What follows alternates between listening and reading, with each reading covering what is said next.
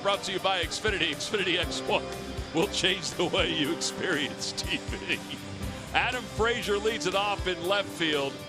Gong is the National League Player of the Week after hitting .522. He'll bat fifth. Now, this is a Pirates lineup that is a little different than when we last saw them, and that is because of injuries. Garrett Cole, of course, is pitching, and they will face right-hander Jeremy Helixon. Helixon 10-9 with an ERA of 3.90.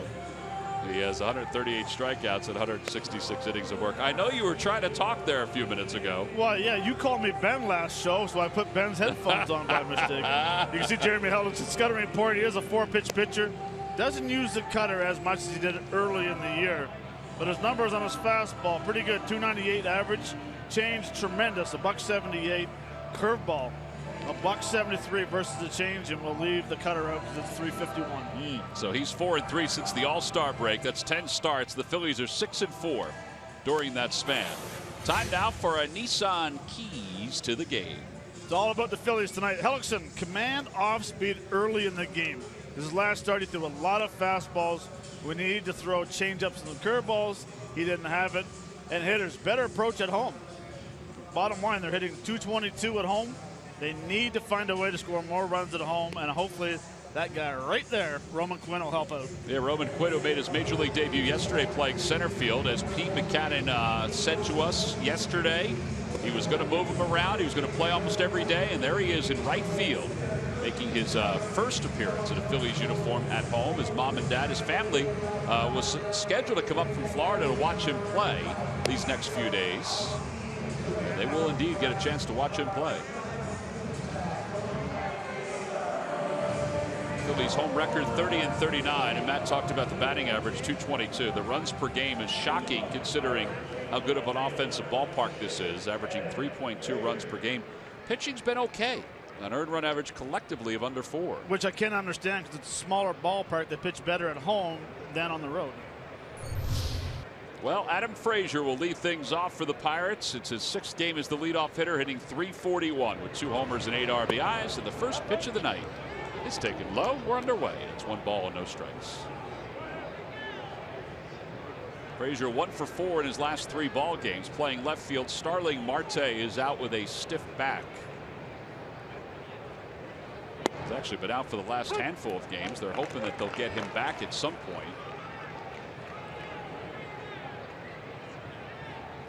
Frazier, a draft pick out of Mississippi State. So big time college baseball program. Swing and a miss late on a 91-mile-an-hour fastball. It's been a tough second half for Clint Hurdle. See his overall record as the Pirates manager, which includes playoff berths the last couple of years.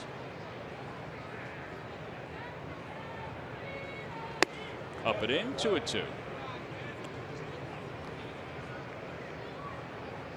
Tried to get that cutter inside under the hands, just left it up a little too high.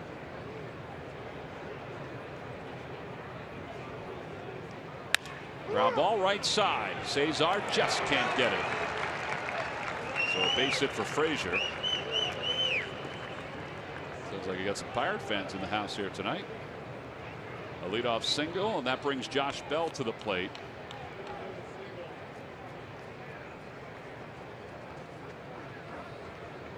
Bell is the number 3 prospect in the Pirates organization. Hitting .300 in the big leagues with 2 home runs and 12 runs batted in. Former 2nd-round pick in 2011.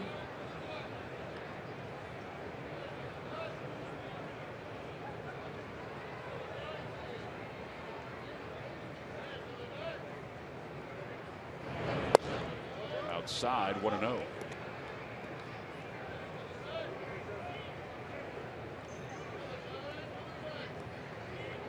He put up some good numbers in the International League this year. He was hitting over .300 when he first came to the big leagues in the International League. Finished the minor league season just a hair under .300. But he had the 5th best OPS, which is the on-base percentage and slugging percentage combined. 5th best OPS in the International League this year. In fact, he was right behind Darren Ruff in a handful of categories, power categories. Well, power-wise, by looking at him, he strides into home plate, so he wants to get that ball out over that plate. The last pitch that Helixon threw tied him up inside. So that's an area where you might want to think about pitching him throughout the series.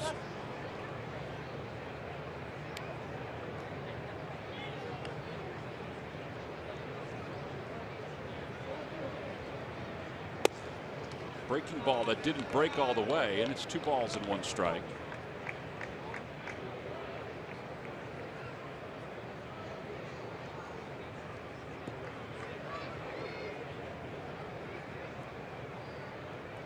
Andrew McCutchen waits on deck.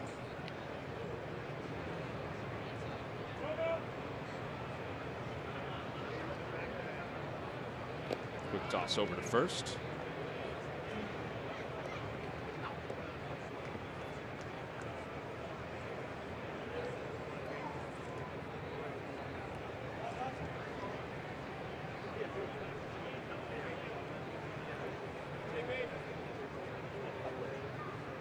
Make him stop at first. He's creeping.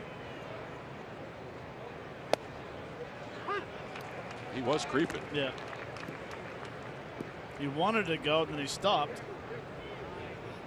Almost as if he was trying to time those little stutter steps to get his body moving.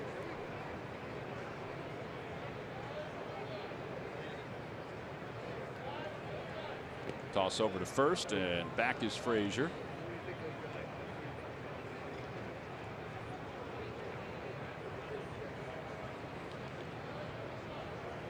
You have to keep the guy at first base still. Do not let him keep on moving.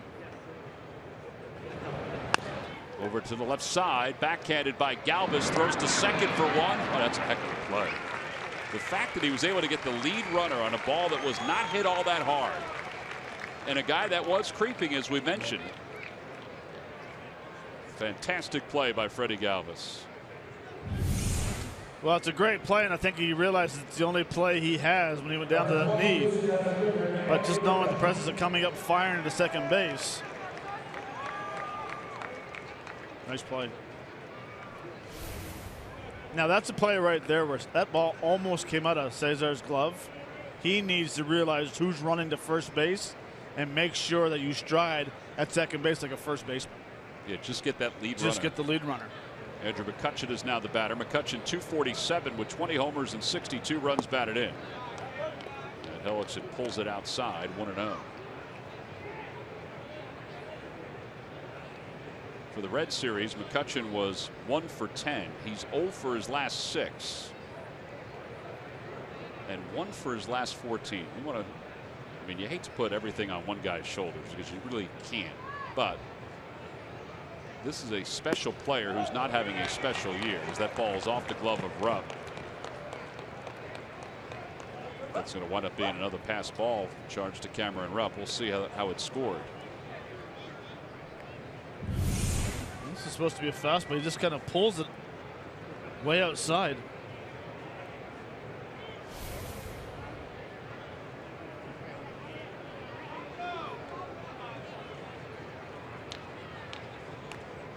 It has scored a wild pitch.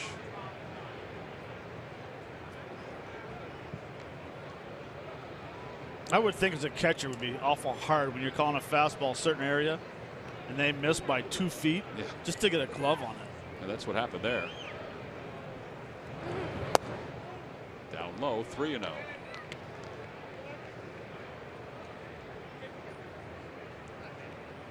Mentioned Helixon is 4-3 since the All-Star break. You see Polanco on deck.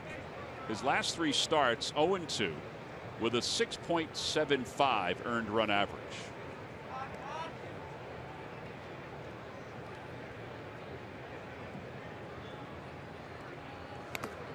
And McCutchen gets the green light and fouls it off Cameron Rupp. 3 balls, 1 strike.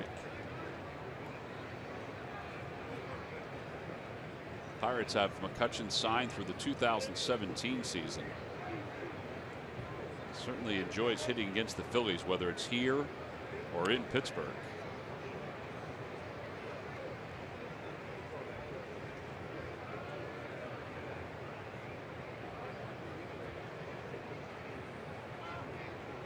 It's also a team option for 2018.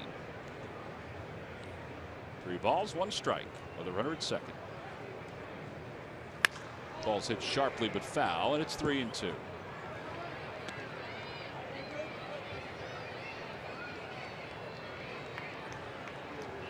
You mentioned Helixon's last 3 starts. I didn't think he was that bad in Miami. He missed his spots. He did allow 9 hits in 6 innings, but it was the 2 games before that versus Atlanta and the New York Mets where he walked 3 guys in both games. Which is not like him. Right. That's why his whip has been so low this year. His walks and hits per innings pitched, the lowest since 2011. Boy, awfully close, just a bit inside. And there's his first walk of tonight's game. So runners on first and second for Gregory Polanco. Mentioned the wild card. The Pirates are 6 games back of the New York Mets, who now have a half-game lead over the St. Louis Cardinals. And Neil Huntington provides us with our Geico quote of the day, the Pirates GM. If we can flip a switch and fix it, we certainly would. But every time we seem like we're falling in the wrong direction, we seem to right ourselves. Every time we right ourselves, we seem to take a misstep. We've been the streakiest team in baseball this year, and our goal is to spend some time figuring out how we become more consistent. Well, it's kind of true. I mean, Clint Hurdle's team swept the Brewers in 4 straight, and then since that time have lost 11 of 13.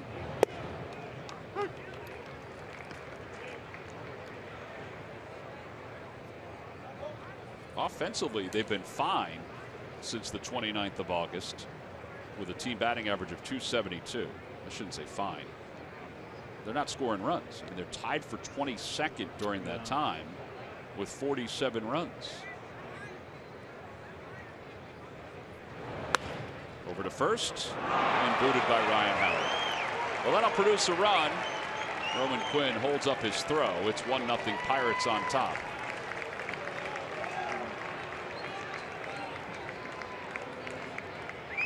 So an E3, no RBI, a would-be double play ball.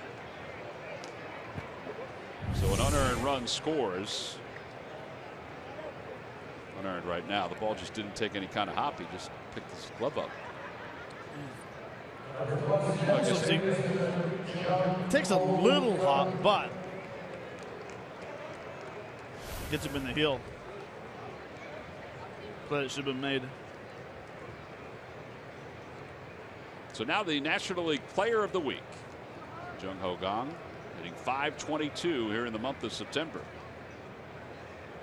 First and third, 1-0 Pirates.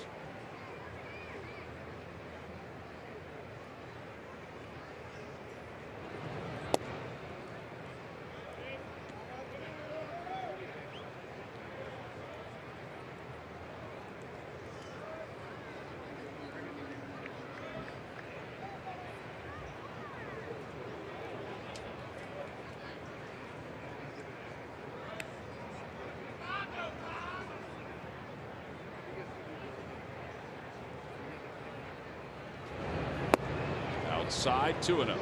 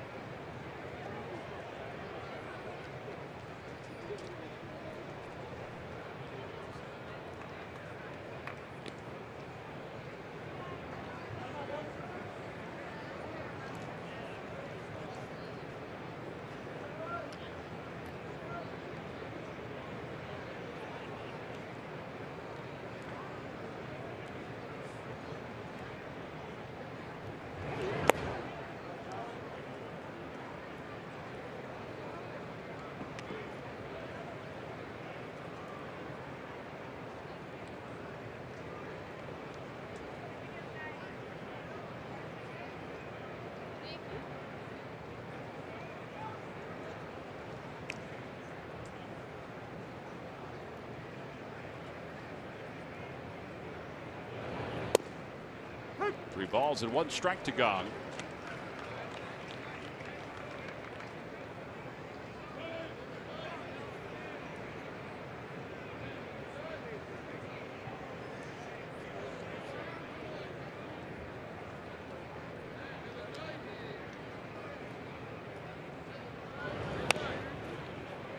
the end of the bat, and it's 3-2. See, that's the pitch that we didn't see the last game from Jeremy Helixon, the 3-1 changeup. In Miami, he threw a ton of fastballs. It was probably, say, 3 or 4 changeups through the first 3 innings we saw. He threw a lot of fastballs. Yeah, he changed his approach totally. We were trying to speculate maybe it was because he had faced them so many times. Polanco leads off first, McCutcheon off third. Swing and a miss, 2 outs. First strikeout for Helixon. Well, this is a very good changeup, and watch the movement on it. It's almost like a cut changeup. He kind of gets on the side of it a little bit. Good velocity, good late movement. Usually a changeup fades in towards the right-hander and away from the left-hander. That one actually went in the opposite direction. The old dreaded cut change. You can command it. It's a pretty good pitch to have. I don't think he meant to throw it. No. I think he just got on the side of the ball. Here is Francisco Cervelli, who's hit an 8 of 10 against the Phils. Overall batting .265, and he takes a fastball on the inside corner.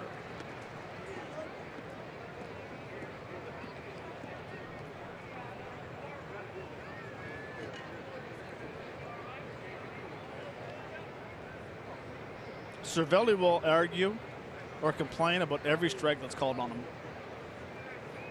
It's not a good idea to do that as a catcher. Well, no, but he got in the habit when he was with the Yankees.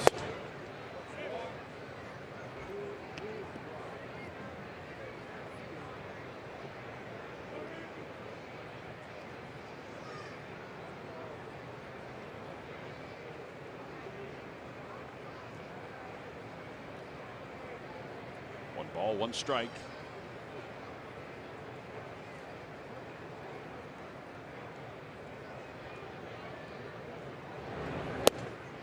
Fastball outside, 2-1.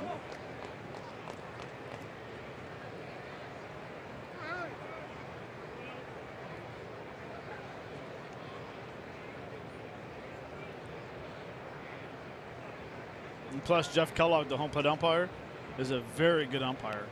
One of the better balls and strike callers.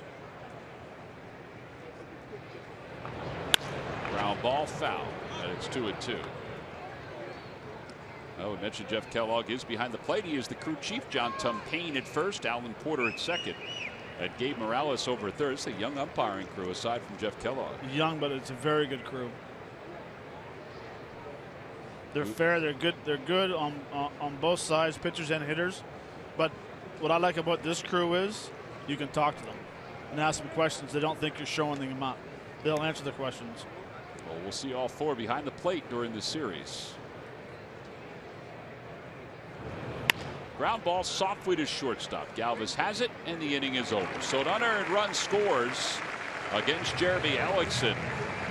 It's 1-0 Pirates as we go to the bottom of the first. The Phils coming up. It's brought to you by Xfinity. Xfinity X1 will change the way you experience TV. So Cesar Hernandez leads it off at second, and Roman Quinn, the right fielder, will bat second. Odubel Herrera drops down to the number 7 spot, but he is good against the Pirates this year. 7 for 13 with a home run and 2 RBIs. And they'll face the right-hander Garrett Cole.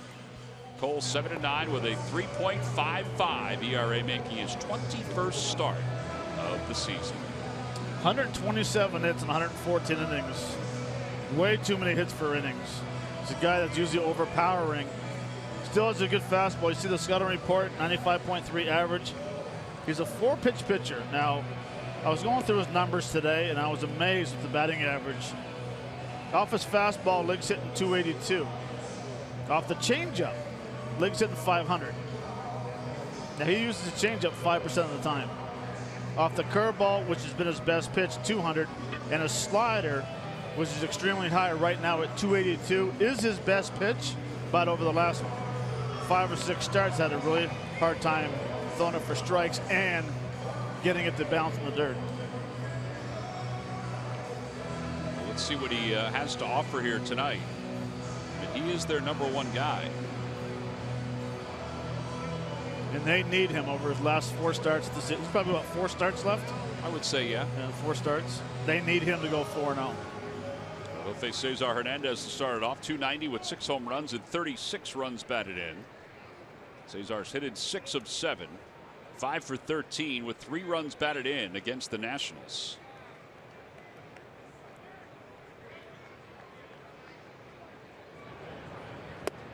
And the first pitch taken outside. It's 1 ball, no strikes. See if the Phillies can get this run right back.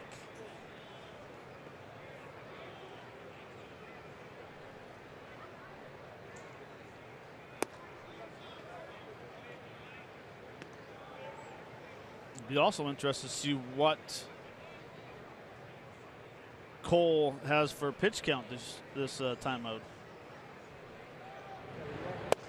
Yeah, because as we said, he has not made a start in September. He's been on the disabled list. It was a quick jaunt onto the disabled list. It's the back of his elbow that's been bothering him. 2 balls and 1 strike to Cesar. 2-2.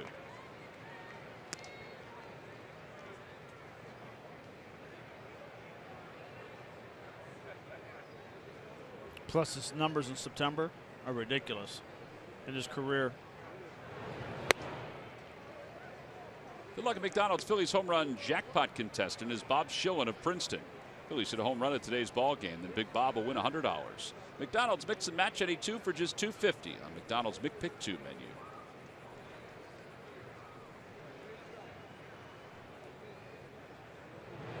Outside, ball 4.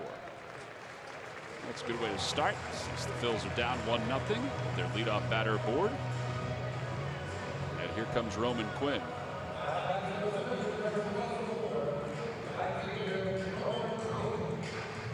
Roman 0 for 3 in his first game yesterday. His numbers at Reading, 287. He was 7 for 20 during the postseason for the Reading Titans.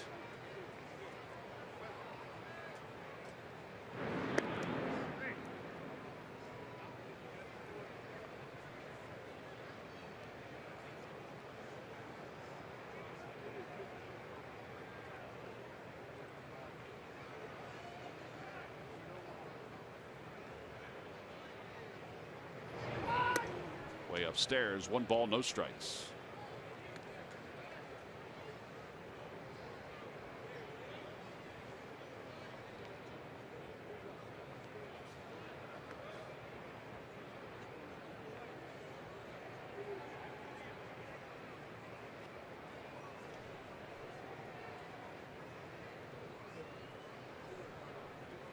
Runner goes, pitches low, throw to second base is in time.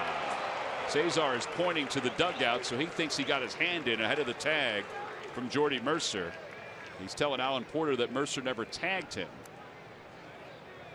So we'll see. Larry Bow will go to the horn and see what everybody else thought underneath. It doesn't look like it hit him until. Doesn't look like he ever touched him. I don't think it ever touched him.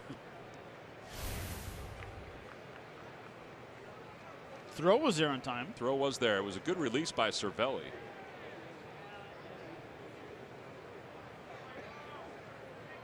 If you see the Phillies challenge it, then there's a pretty good chance that he is safe. Alan Porter did ask.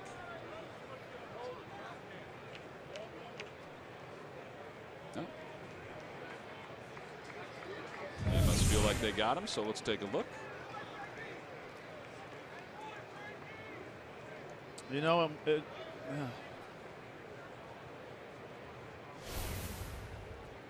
guess that's one where they just aren't sure whether the ball or whether the glove touched him or not.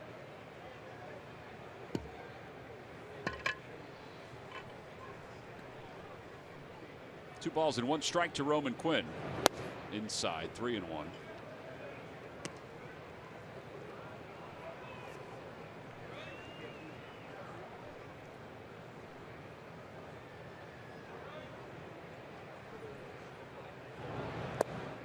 And ball 4. So Roman Quinn walks for the second time in his short big league career.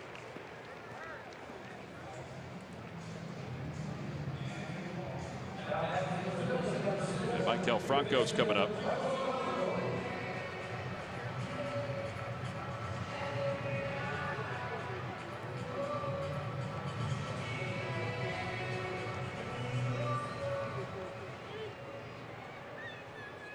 Franco 247 with 22 home runs, 73 runs batted in. He's been a pinch hitter the last couple of days because of a sore thumb. Takes a healthy hack and it's 0-1.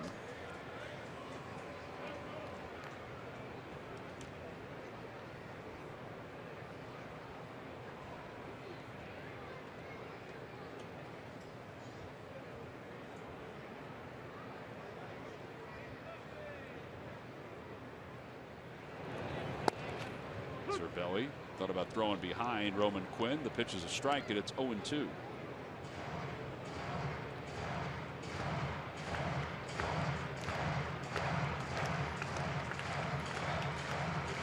I don't agree with the way first basemen in this situation are holding a runner on. Like, there's too much movement for a first baseman going around. Yeah, and he's not doing anything. Well, I can understand if it's a left-handed pitcher and you read his leg kick or something, but standing and jumping back and forth, you're taking yourself out of the play. I think Cole went over and told him, go right to the bag and stand there. Well, and it looks like it's what he's doing. As you should. Now you're in a position to catch and tag, where before you had to, there's no chance. It is interesting. He must have been doing that on his own. If Cole went over and said, plant yourself there. Well, unless that's the Pirate way, and when Cole's on the mound, he wants the first baseman no movement.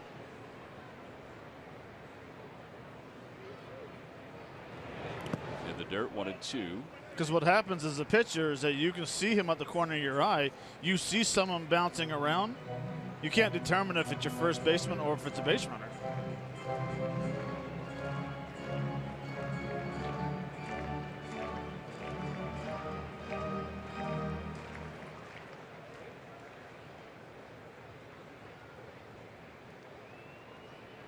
Runner goes.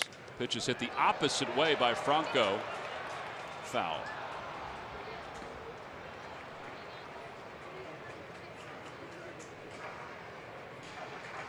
Roman Quinn had a very good jump off first. 2 strikes though. You can't take anything close if you're Franco.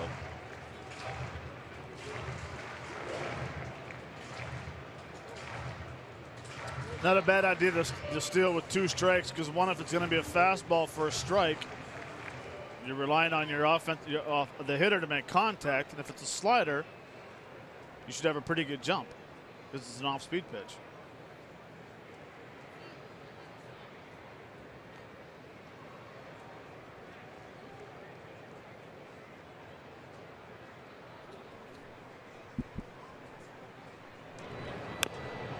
That one's pulled foul, and it remains 1-2.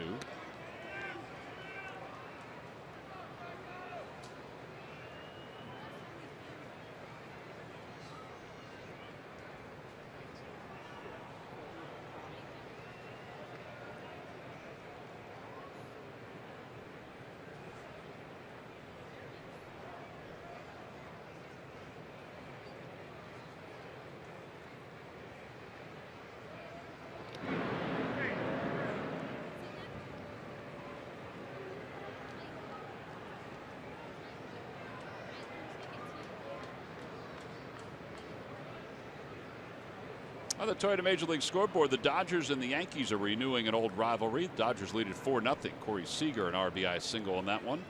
Game's in the top of the second. And a strike 3 call. Franco knew it, took a fastball right down the chute at 95. 2 outs. Ryan Howard will be the batter.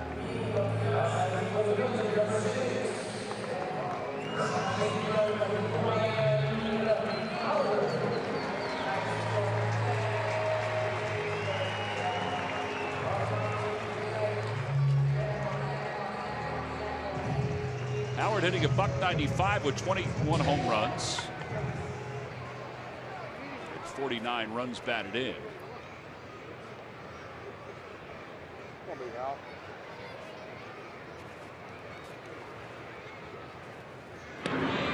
Roman was leaning just a little bit there.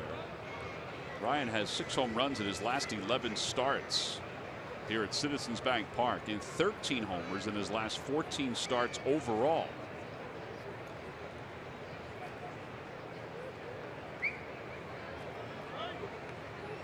Quinn goes, pitches low. Throw to second base is not in time. And that is his first major league stolen base. Now you figured he wanted to run at some point. He had 36 steals in the minor leagues. Well, he had a tremendous jump. Cervelli made this very close again. Another strong throw. See the jump, tremendous jump, head first slide. He's quick.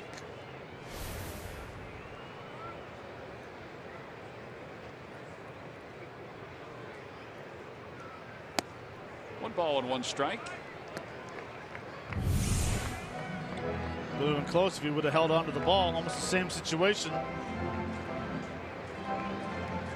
with Cesar.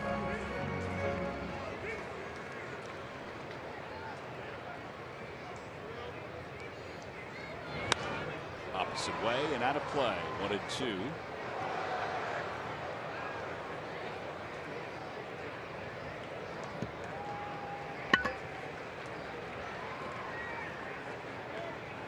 Ryan's numbers have improved with 2 strikes.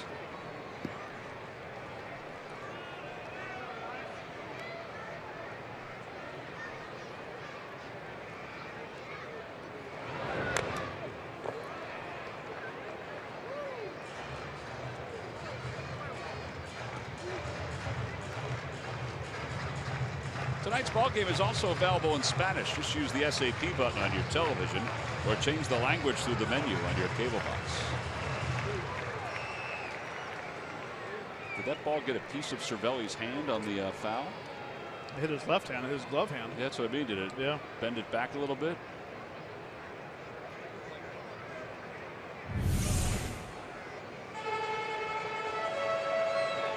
Right off the palm, it looked like. That's a little bit of a stinger right there.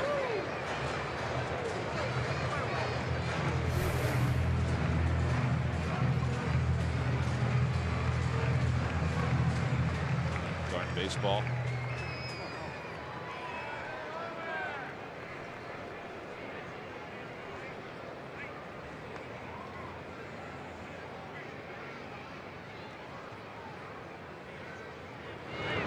Swing and a miss, and there's that slider we were talking about.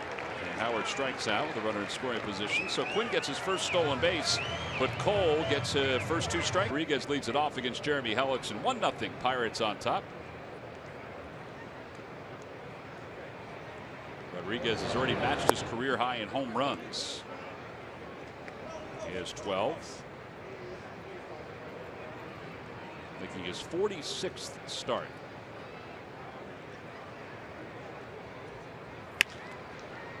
One ball and one strike. Now he's going to play a lot next couple of weeks. Yes, he is.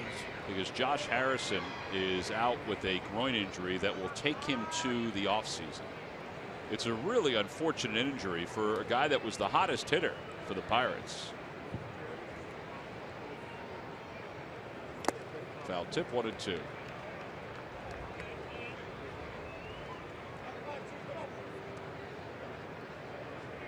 Harrison, 392 since the end of August.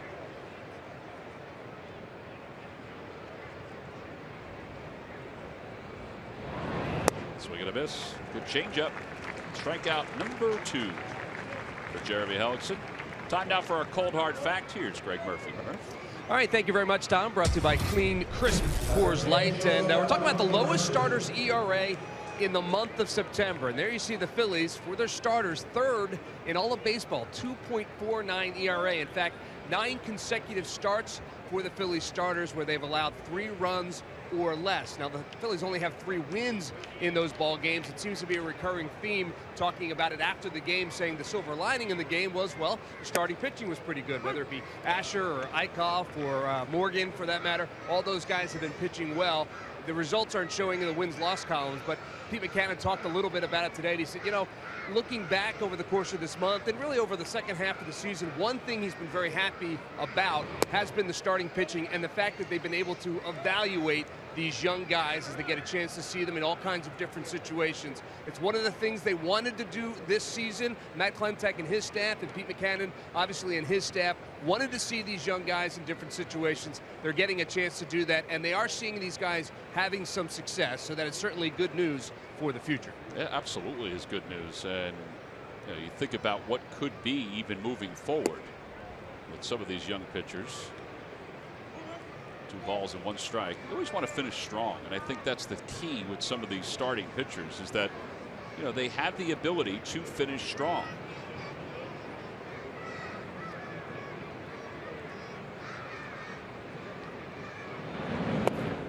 Down low, 3-1.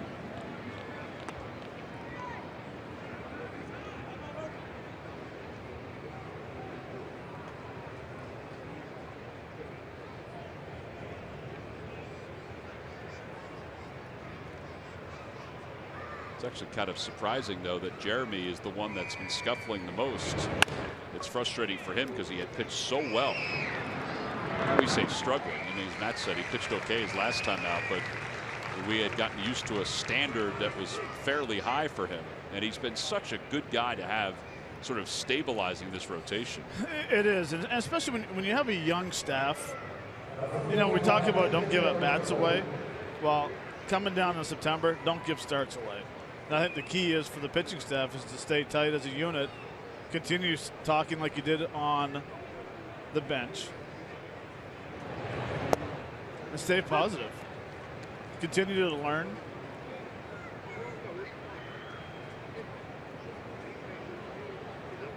Garrett Cole has a home run this year. He's hitting a .179. Check swing outside, 1-1.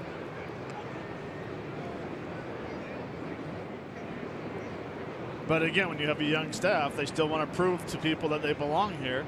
So their concentration level and their approach, they stay focused. Not saying hitters don't, but hitters give a lot more at bats away than pitchers do for innings.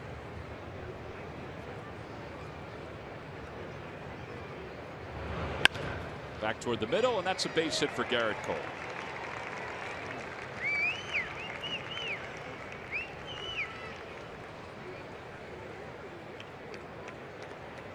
Well, against the Nationals, think about 3 of the 4 starters each went 6 innings or more.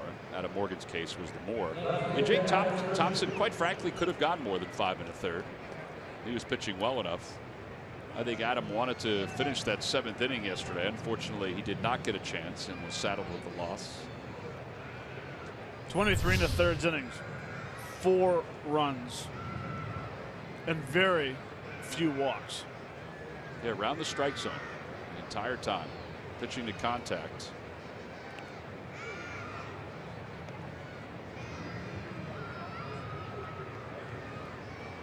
Curveball, and it's 0-1.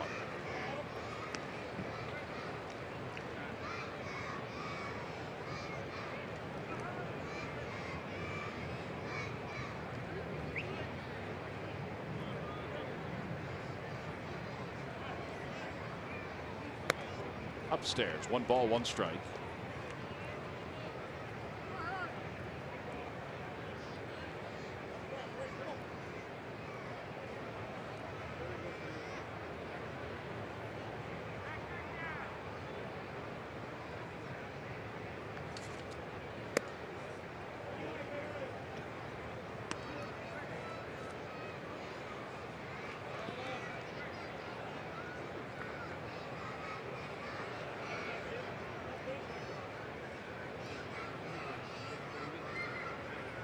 Frazier reached on a single through the right side his first time up.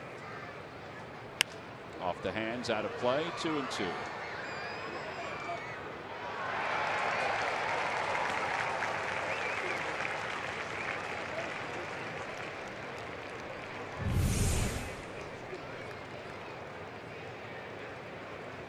Jamie would be happy about that. 2 hands, Matt. Bring 2. Got to turn the glove over the other way, though. On the inside corner, came in with a fastball and got him looking. And that'll wrap up the second inning. No runs, 1 hit, and 1 man left. We'll move to the bottom of the second. Phillies trail the Pirates 1-0. That cold? It is. It's amazing. So we used to have contests doing that. Cameron Rupp takes a strike, and takes a ball. Excuse me. 1 ball, no strikes. You guys had a lot of time on your hands. Well, when you're at the ballpark at 12:30 in the afternoon and you don't leave for about an hour after the game, you got a lot of time on your hands. Josh Bell over into foul territory and out of room. 1 ball, 1 strike. All right, so who was Victorino the winner? Victorino was the champ.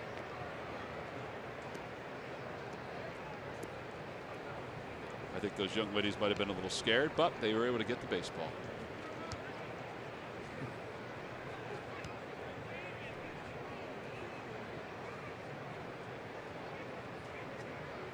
One ball and 1 strike to Cameron Rupp.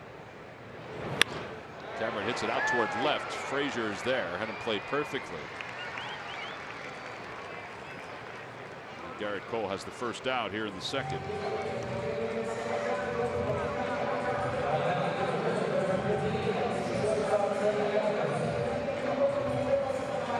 So now Freddy Galvis is up. Galvis 3 for 13 against the Bucks this year.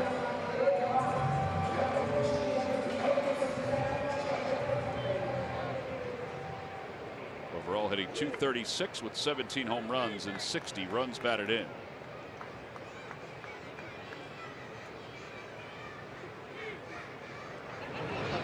One ball and no strikes.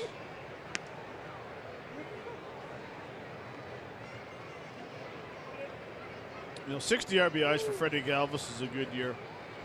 Bouncing over from leadoff to 2-hole to the 8-hole. We've got another home run right here. This one has got enough height. It's gone, and we're tied up at 1. How about like 18 and 61 are great numbers for him. Just a flick of the wrists, and it has enough distance to get out of the ballpark. We're tied up at 1. 18 home runs to go along with 61 runs batted in. Bob Schillen of Princeton, New Jersey, you've just won $100 thanks to Freddy Galvis and the McDonald's home run jackpot. The time you called it, flick of the wrist. Get that barrel out, use that top hand, and drive it to right field. Good looking swing, nice short swing.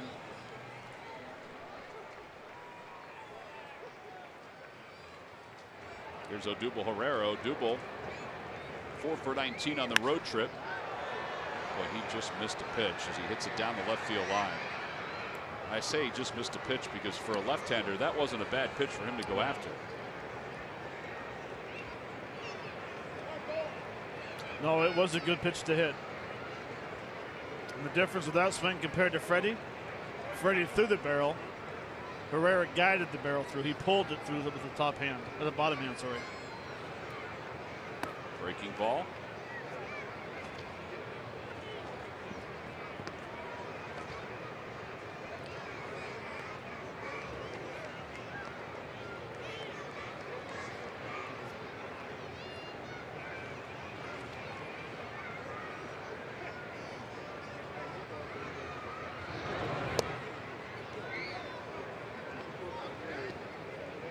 See, when I watch Odubel Herrera take pitches, and a pitch like that, not that far inside, but his balance is so bad, tells you that he's just leaning over the plate too much with his chest, and it's just no balance in your legs. Except for that. Yeah, back through the middle. I mean, that looked pretty good though. And that's the thing about Odubel is that he can take some swings. Like the first swing was pretty much the same pitch, same location. But he gets his foot down early enough, now he has better balance. And that's the whole thing, a growing area of repeating the swing over and over. That's a nice, easy swing. Better balance, well, there's no lean over home plate, it's a little step back, drive the baseball through. So he's aboard, and now Cody Ashew is getting a chance here.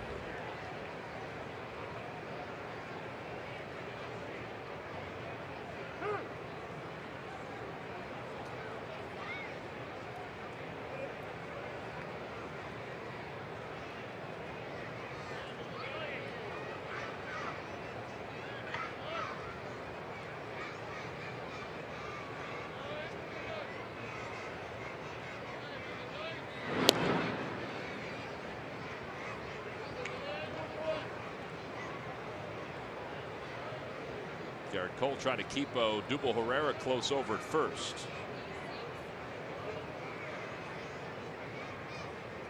Cody hitting .211 in the big leagues with 4 homers and 17 runs batted in. That ball gets away from Cervelli. And the Phillies will get a runner into scoring position.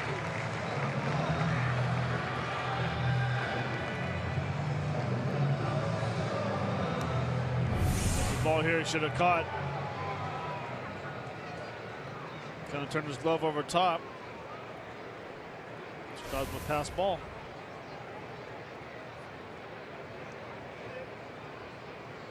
It would be his 8th of the year.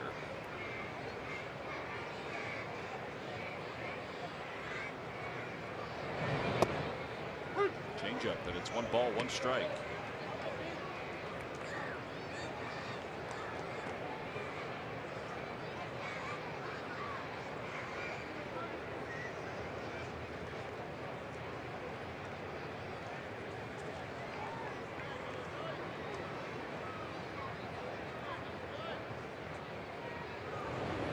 In the air to right center field. That's well hit. Polanco going back. It is up the top of the scoreboard. Herrera will score. Ashe to second. RBI double. 2-1 Phillies on top.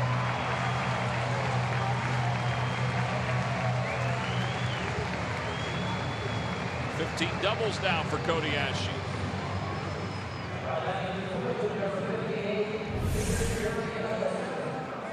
Well, I talked about Cole's off the changeup. I think he's hitting 500. Ball's up in the zone a little bit. Cody just missing hitting a home run.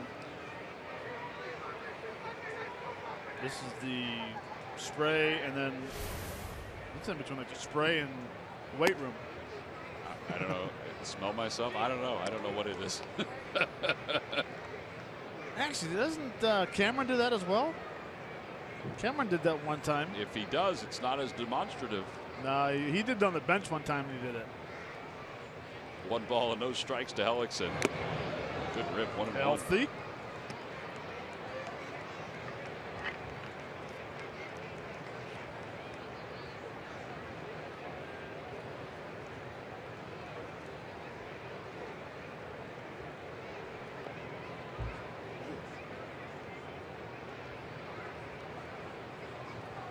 Oh, yeah, that may have, well, I guess it didn't hit him.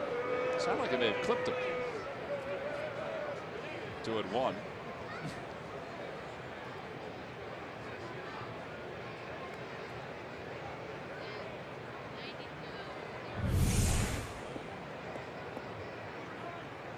I mean, really?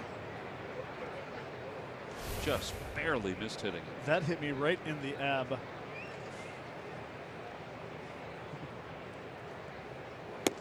Outside, 3-1. On the Toyota Major League scoreboard, the Nationals were down 1-0 at one point. But then Daniel Murphy started hitting. He has 2 home runs against his former team tonight. 9 overall. 6-1 Washington.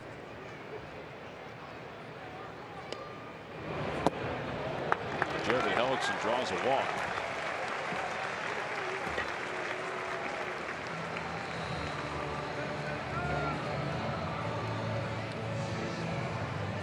Ray Searage is going to come out to talk to Garrett Cole.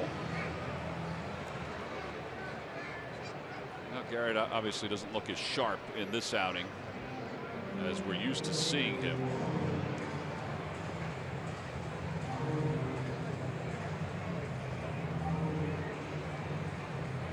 .39 pitches, and we're only in the second.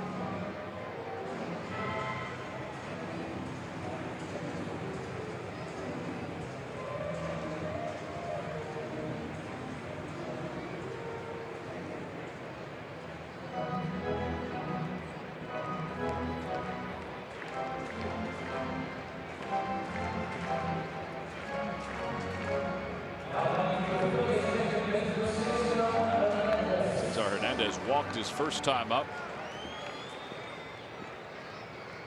Runners on first and second, still 1 man down. I want to know, how did that not hit him? No idea.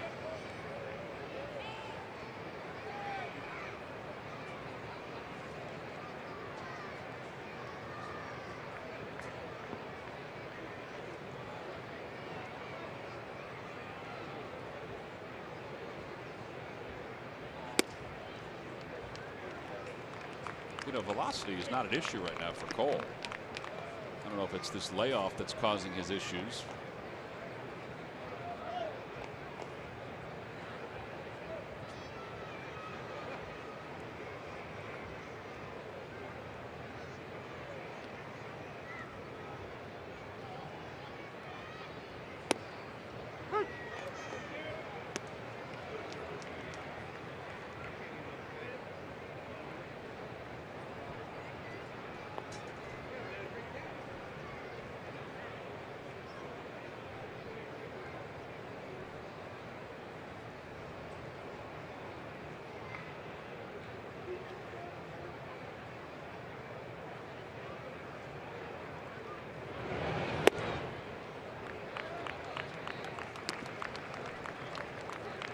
Quinn on deck.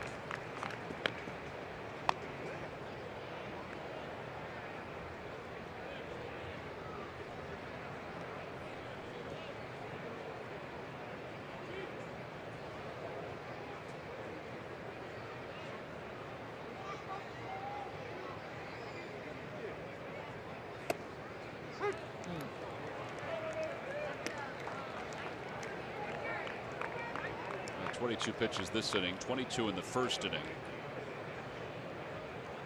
Whether he's on a pitch count or not, he's not going to be around that long. No, 22 pitches first inning, 22 this inning, 22 balls, 22 strikes. Yeah. Deuces are wild. Yeah, Something's they going to are. happen right here.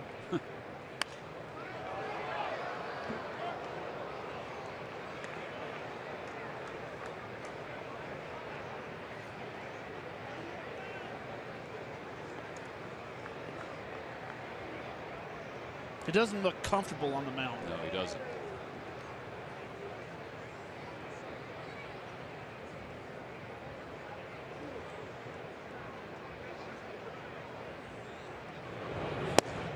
All four will load up the bases. So no, he was trying to sell that, as you would imagine a catcher would do for his pitcher.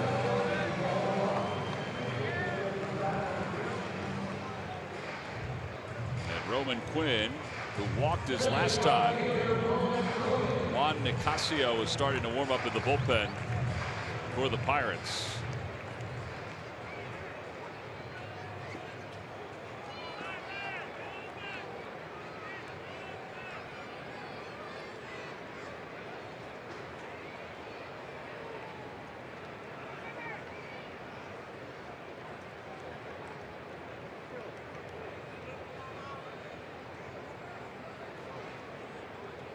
Garrett Cole working from the windup with the bases loaded.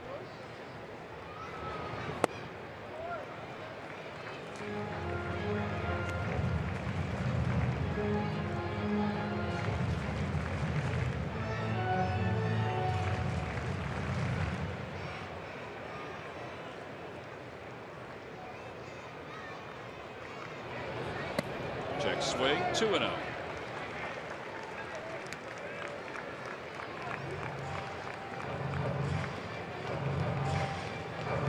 She's over third. Helixon's at second. And around at first, Cesar Hernandez. 11 hitters, 2 first pitch strikes. 2-0, bases loaded. Cookie. Well, he got the green light. That ball is back toward Frazier. Over his head. A one hop off the wall. 2 runs will score. The first major league hit for Roman Quinn is a 2-run opposite field double. And the Phillies lead it 4-1.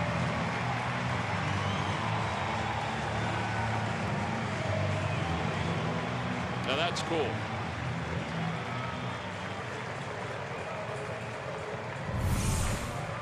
Yes, it is. 2-0 fastball. Shoots that ball to left field. Don't let the little guy fool you. He's got some thunder in that bat. Nice play off that wall right there. Oh, oh, oh. He got caught watching. So he pulls into second base. Tucker has the baseball, gives it to Angel to certify. I was watching Roman Quinn hit today in batting practice. He crushed one, now left-handed over State Farm by the 409 about 4 or 5 rows deep. It's a nice, easy swing. Congratulations on your first knock. Many more to come. So now Michael Franco is the hitter.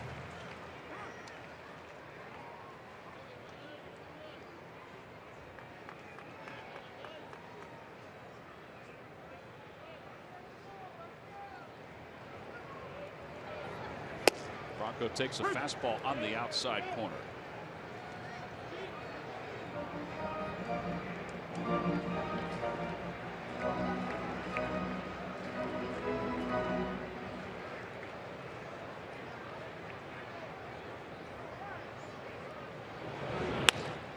Ground ball towards second base. Rodriguez has it. Good concentration. The run scores. He had to watch it go right under the foot of Alan Porter, the second base umpire.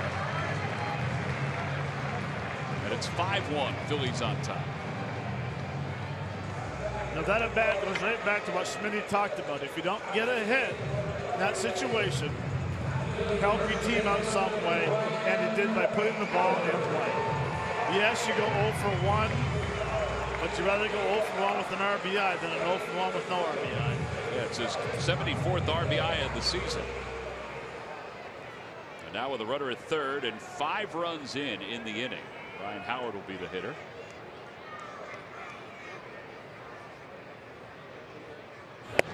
Swing and a miss by Howard.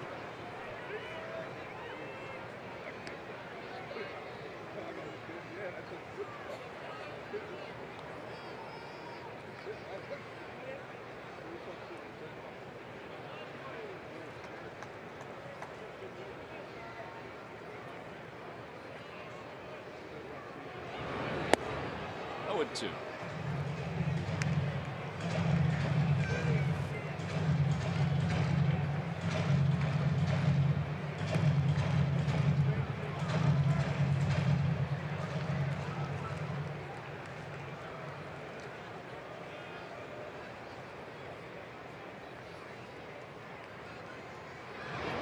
Check swing. He tried to get him to go after a breaking ball.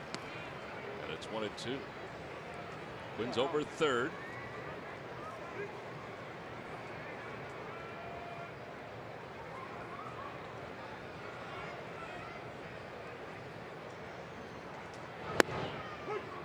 Strike 3 call. Howard's down looking.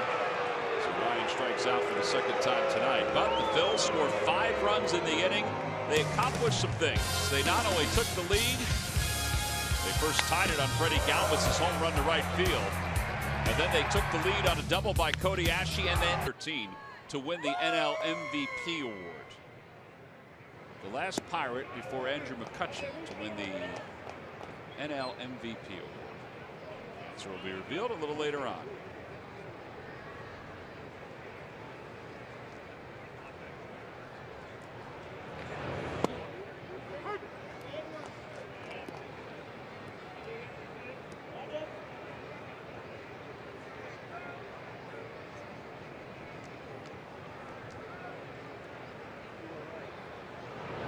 Swing and a miss. Bell, who reached on a fielder's choice his first time up, and then came around to score on the error by Ryan Howard.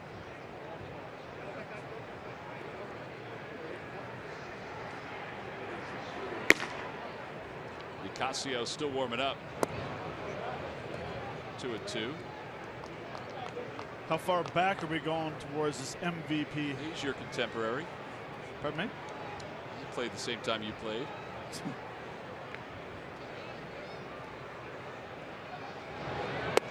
Check swing. No swing. 3 and 2.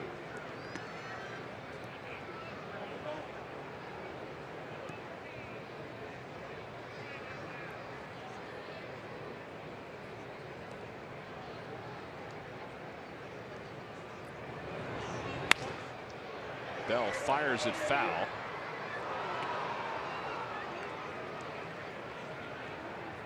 It remains 3 and 2.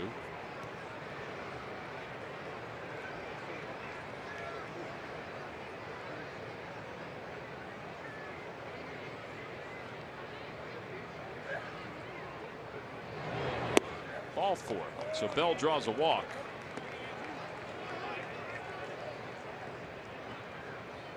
That brings Andrew McCutchen to the plate.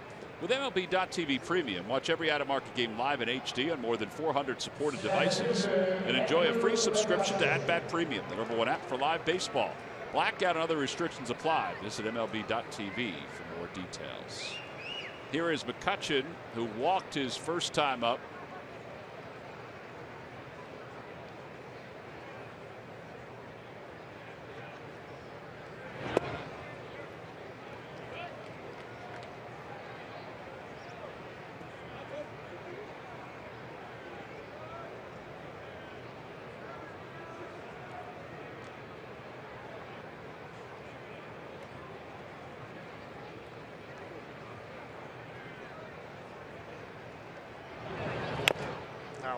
Ball's fouled off McCutchen.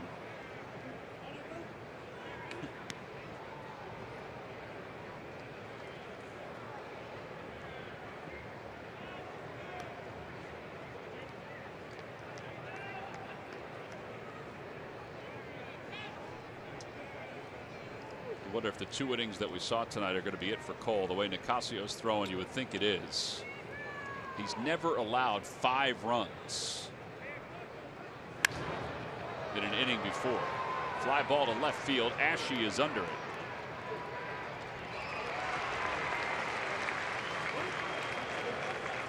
And back to first goes Bell. I mean, Garrett Cole hasn't been around for all that long, but he's been so dominant.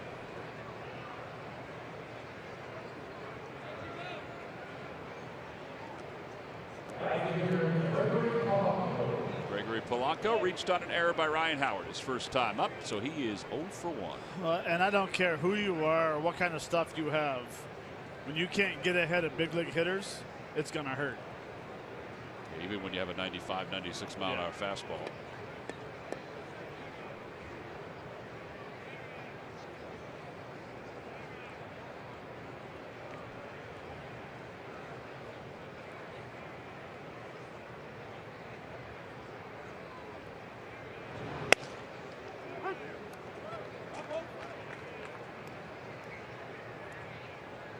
Boy, there are a couple of statement games going on around baseball tonight. You don't think the Red Sox wanted to put a statement together against the Orioles? Or the Mets and the Nationals? You don't think the Nationals wanted to stamp their division lead against the second place Mets tonight? Gave you that Mets score. They're up 6, or the National score. They're up 6-1 in the third. How about the Red Sox and David Price on top of Baltimore, 7-1 in the bottom of the third. Change up, 2-1. Boston leads Baltimore by 2, Toronto by 2. Toronto's already in the 6th inning against Tampa. That is a 0-0 ball game.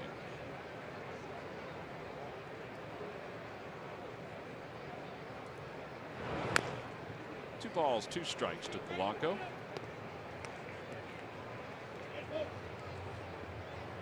What's up, guys?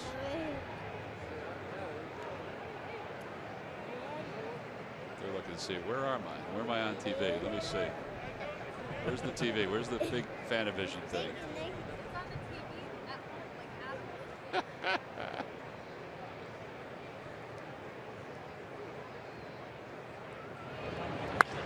Down the right field line. That'll hook foul. And it remains 2-2.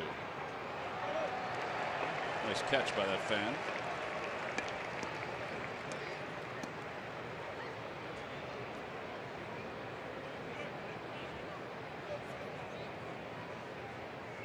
You said about the Toronto game, it's 0-0 in the 6th inning, bottom of the 6th. Yeah. 2 hits to 1. 70 pitches for one, 67 for the other pitcher, Liriano. Do you think they're not swinging early and often? Big time. Who's pitching for the Rays? I know Francisco Liriano's pitching for the Jays. Jake Odorizzi is pitching for the Tampa Bay Rays. Back to the box, flag down by Helixon.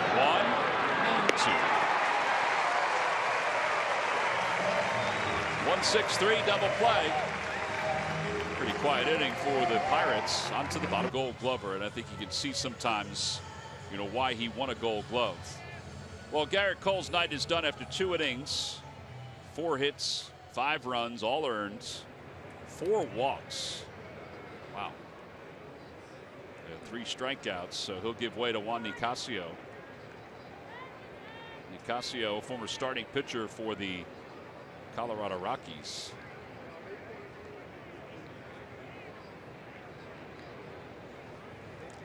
He enters this game with an ERA of 4.78, and he will face Cameron Rupp.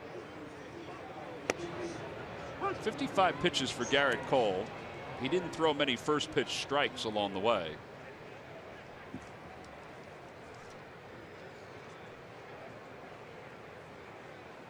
Outside, 1 ball and 1 strike.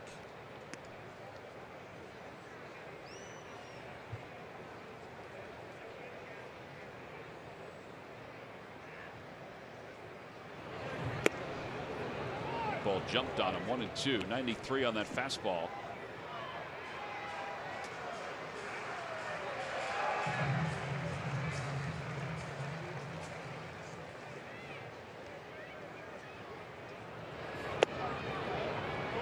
And a foul tip. You can hear it. Did hear it sound like something happened. Cameron saying no. But a strikeout for Nicasio. And it brings Freddy Galvis to the plate.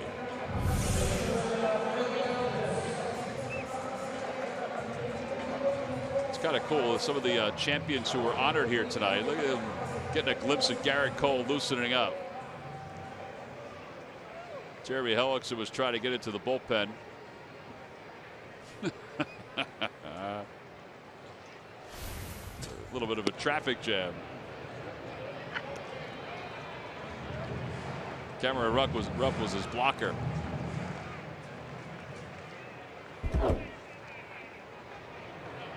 Galvis takes a high strike. 1 ball, 1 strike.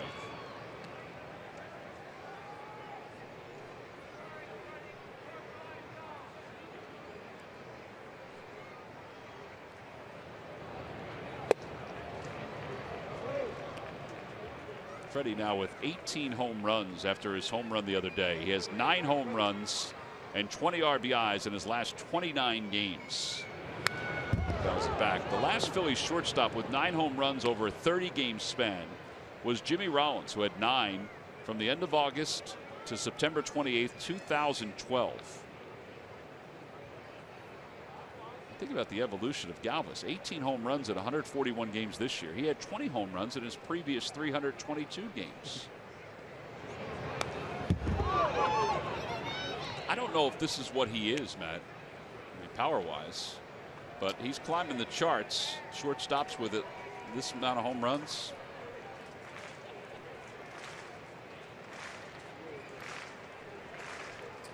And if you ask Freddie, he probably couldn't tell you either.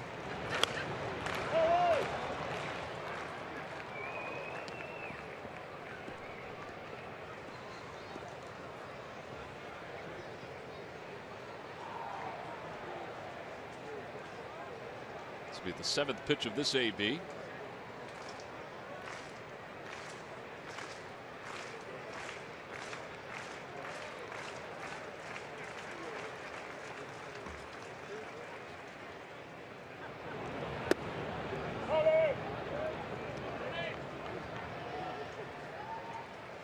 You always question guys or ask guys, do you want to be a power guy? Do you want to be an average guy?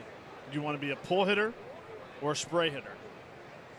To me, Freddie's a power guy who's become a pull hitter. I would agree with that. He is from both sides. He's a pull hitter. He is, and I say power wise. I mean, yeah, he has 18 home runs, 24 doubles. So he's got power. He's pull power. So you have to expect that you're going to hit 260, 265. Because all the base hits you're getting are going to one side. That's first base side. Now, when Freddie had that big open stance earlier and he had all that movement, he was a spray hitter. Now, with his stance right now, He's a pull hitter. Well, he has found something. He has found some kind of comfort. And he was searching for it for a long time.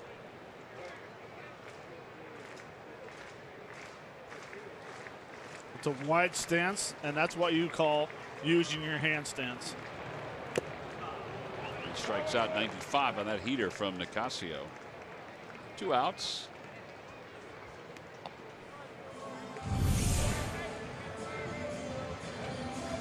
Well, this foul ball. Our buddy Rich down in the first base dugout. I mean, he had the camera to deal with. No, he had a great view. Yeah. I know he's part of us, but players were getting on him a little bit down in the dugout. A little pine tar on that hand. Odubel shows butt, takes low. 1 ball, no strikes.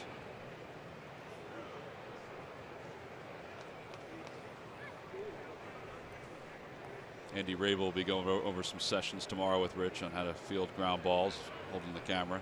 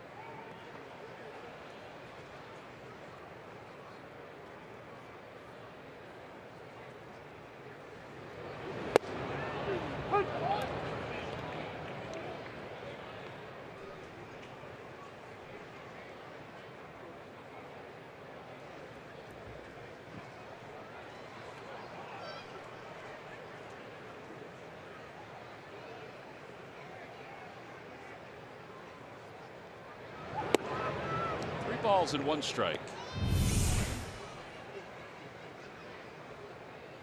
Watching the replay of Rich.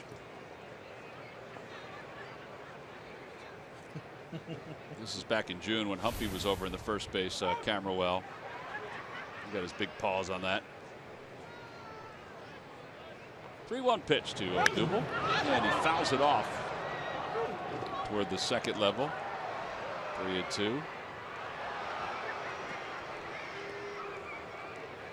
Philly Fanatic is trying to get involved in the cheering section behind home plate.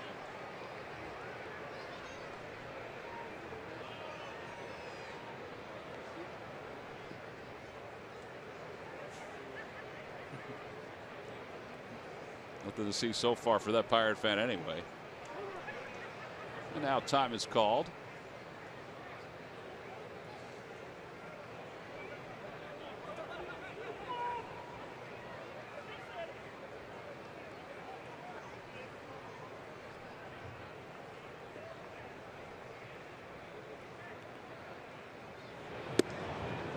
Ball 4. So Odubel draws a walk and he is aboard.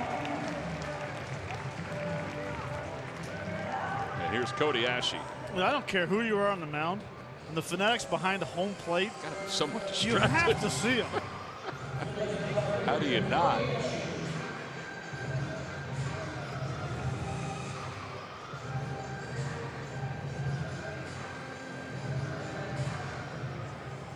Seriously.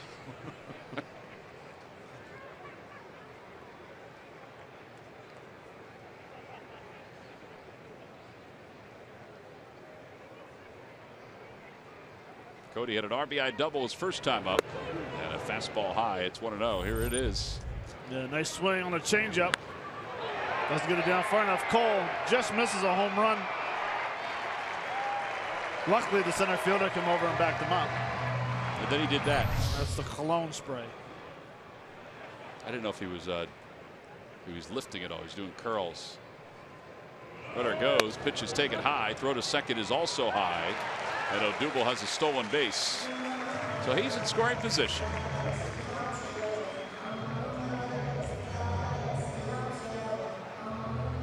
Not sure what Cervelli's looking at the dugout about. a good jump. A little peek in. Looked in our dugout? He looked into the Pirates dugout. Oh, Pirates dugout.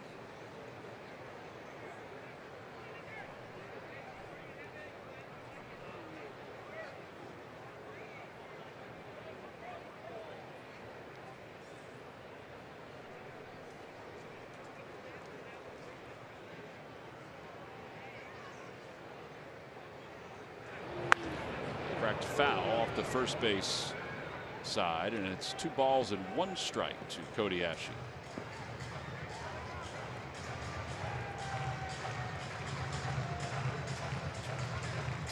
Nice to see Cody string together a couple of good at-bats here.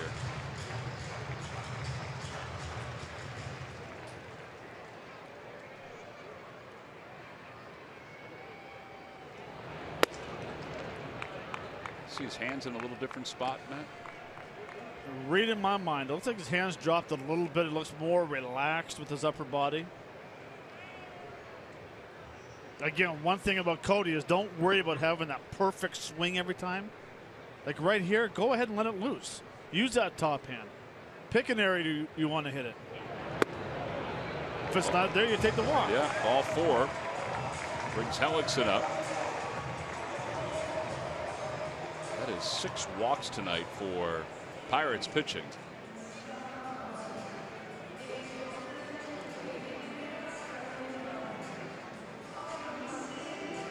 It's okay when you get a 2-0 count or a 3-1 count to go ahead and cheat that guys have some power. You look for that one area and go after it. Get it, take a solid swing at it. If you swing and miss, who cares? But instead of just trying to put the ball in play or hitting that ball to left center, drive it somewhere. Jeremy takes inside, 1-0. Jeremy took a nice rip in his last at bat at a 95-mile-an-hour fastball and wound up walking. He can kind of let it loose here too if he sees something.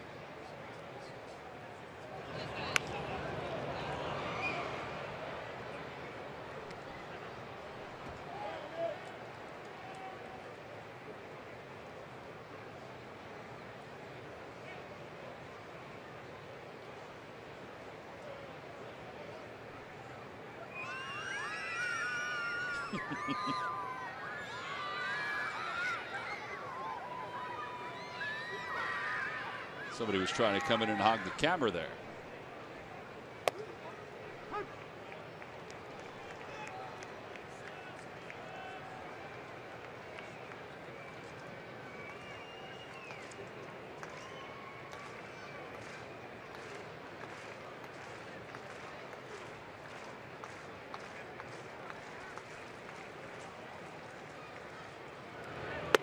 Trying to check his swing. Did he go? Yes, he did, says the first base umpire. So 3 strikeouts in the inning for Nicasio. He also walked 2 batters. Phillies lead 2. We've played 3. On to the 4th, 5-1. Phillies on top. Because you're playing for a couple of wild card spots. Gong takes low, 1-0. Yeah, I think there were a lot of people that thought that there could be 3 representatives from the Central in the postseason, that the 2 wild card spots could be from the National League Central the way things were going.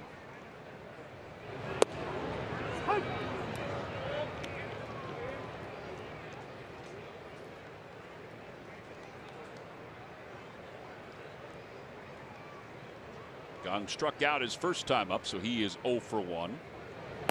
Outside, 2-1.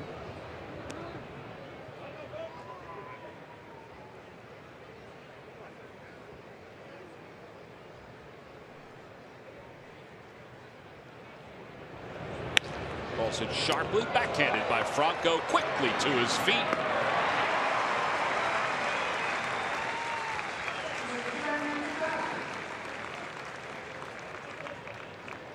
A little extra adrenaline boost once he got a glove on it. You can see with the spin. The Phillies have been playing very good defense after the All-Star break. But you see a nice play right here. Knows he has lots of time. Squares his body up, fires a strike.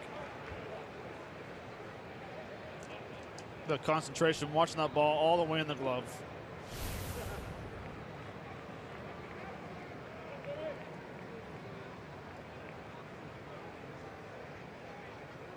Here's Cervelli, who hit it to a fielder's choice to end the first inning, which, by the way, was a huge at-bat in that first inning. That and Gong's strikeout, because Helixon, he was teetering a little bit after the error by Ryan Howard.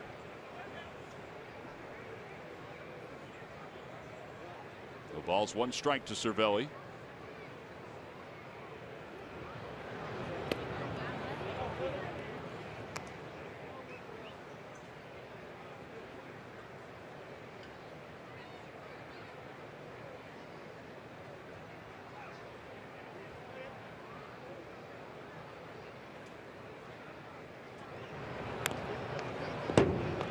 Tapper out in front of that off-speed pitch.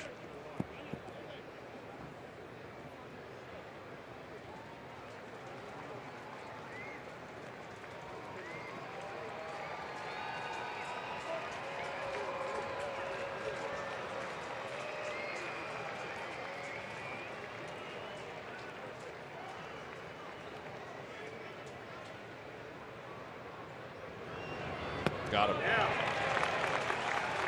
That's when Jeremy Helixon is at his best, when he's able to do something like that.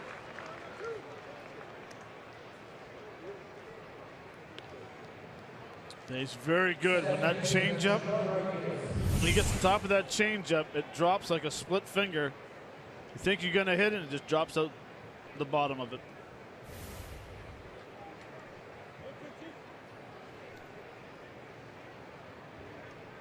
Rodriguez struck out his first time up.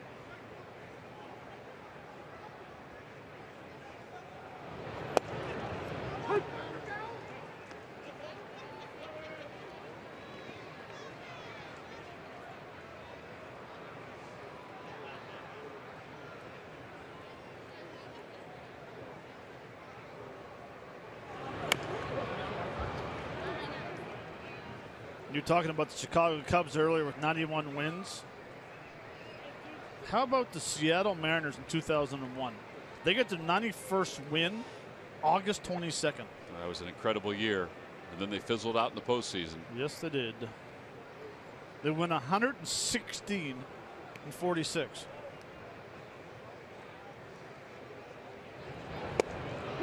And a strike 3 called. He got it with a changeup looking. 1, 2, 3 go the Pirates. Rodriguez can't believe it. It looked like a good pitch. He thinks better of saying something to Jeff Kellogg. Well, maybe he doesn't. He whispers something as we go pitch at all. Took it with 2 strikes. Here's Cesar to lead it off, and he takes a strike. It's 0-1. Cesar Hernandez has walked both times tonight, which is not an oddity, since his on-base percentage has been through the roof. 0-2.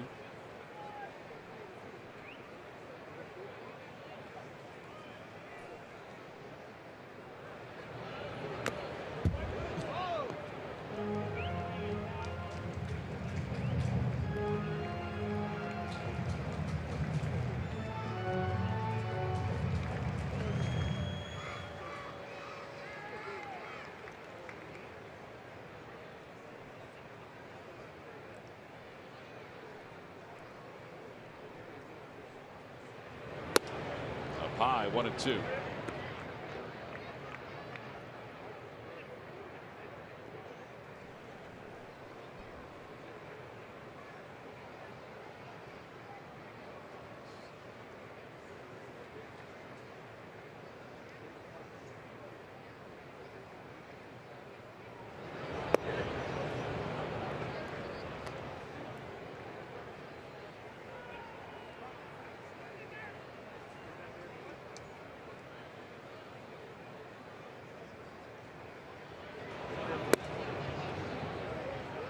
He is content to take some pitches.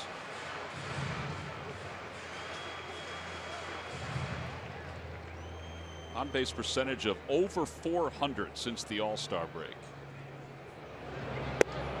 And on the outside corner, 4 straight strikeouts for outs for Nicasio.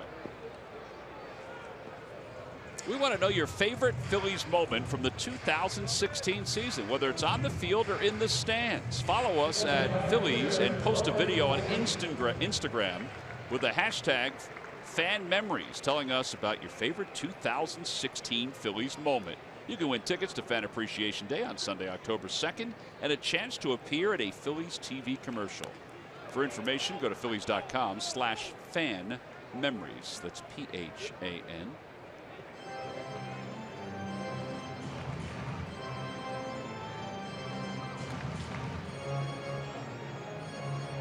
Chavelli's kind of arguing, saying that that bunt right there, as he was dragging it, came up and hit Roman Quinn in the chest. And did it do it outside the batter's box?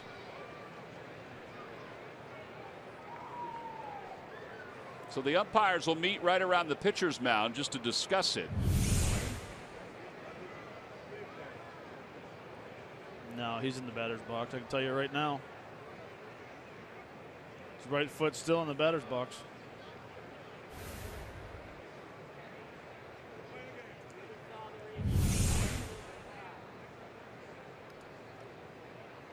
Doesn't even hit him. Nope, never even hit him. Now that is not reviewable, so that's why the umpires got together to chat about it. That's sort of the old school way.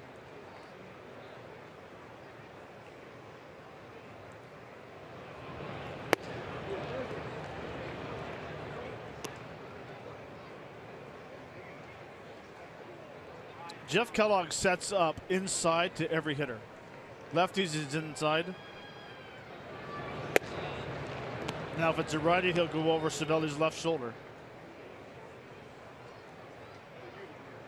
A lot of old school umpires would be over the top.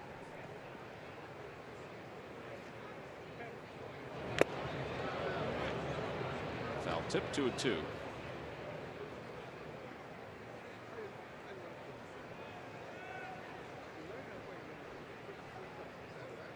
Sometimes they say that umpires that do that, it's more of a guess to the outside part of the plate. That ball is looped out to shallow center. McCutchen, though, is there. 2 outs here in the 4th.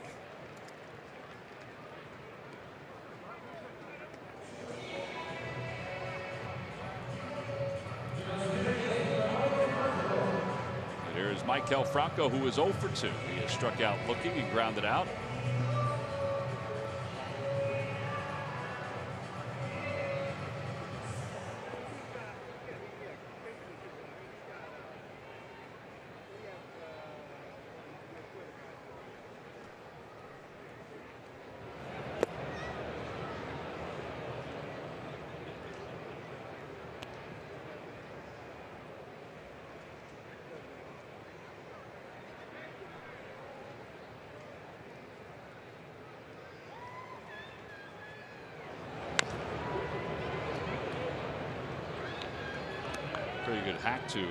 Pretty good pitch to hack at if you're Maikel Franco. Franco, who's been battling a sore thumb.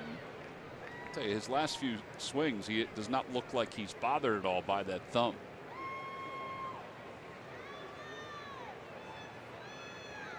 I thought actually the 2 at-bats in Washington, he looked pretty good.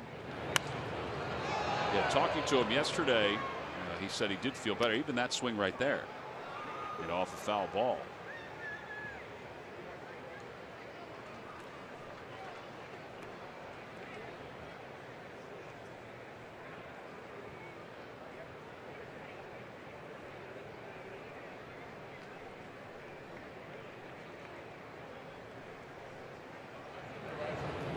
Opposite way, and a base hit for Maikel Franco.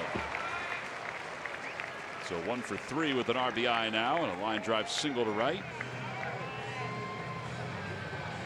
And here's Ryan Howard, who's 0 for 2.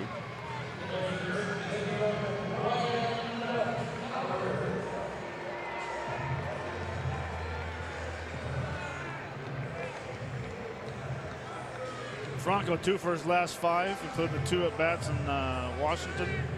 Both hits. Base hits to right field.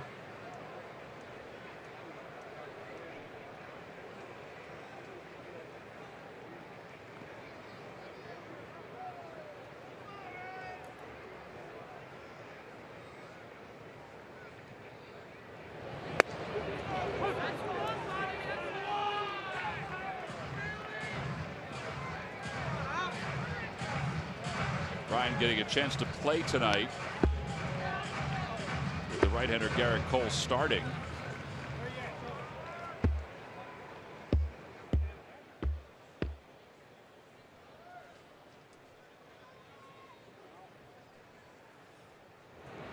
Goes after a high fastball at 95, 0-2.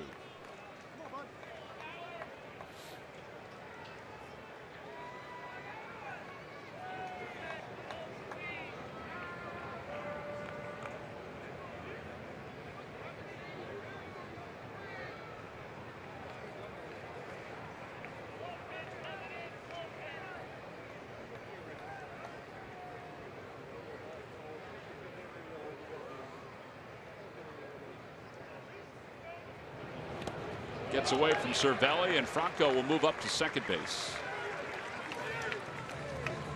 A well pitch.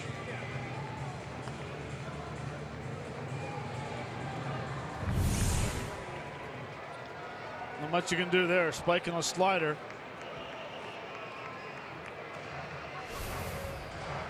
Just hope it bounces up and hit you in the chest.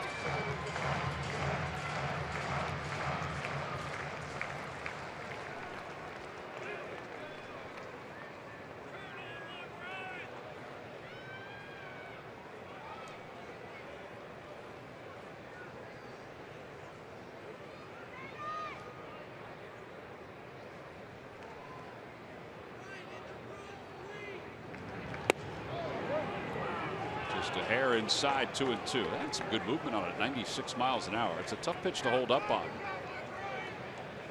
It's also a tough pitch to hold your glove there for a strike. Especially when you catch it outside your shin guard a little bit. That velocity at 96 is going to take your hand right out of the strike zone. Howard strikes out at 97 miles an hour. So 5 strikeouts for Nicasio in 2 innings of relief. Phillies leave 1 in scoring position. On to the 5th. Ballpark. Go to Phillies.com/college for information. Here is Jordy Mercer to lead it off. This guy has been very durable for the Pirates this year. In fact, they've only had 2 shortstops play this season, either Jordy Mercer or Sean Rodriguez. Outside, 1 ball, 1 strike.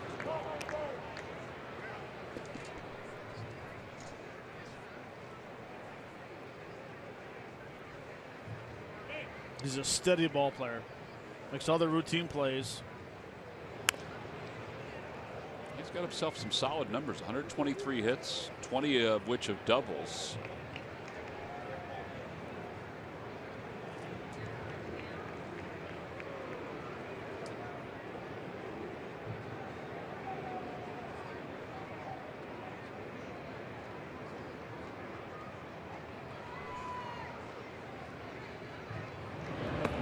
Sided low, 2-2.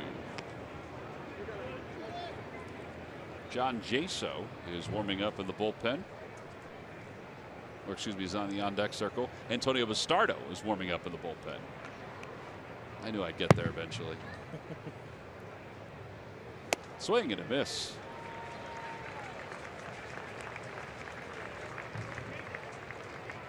One gone here in the 5th inning. And Jaso will be the batter.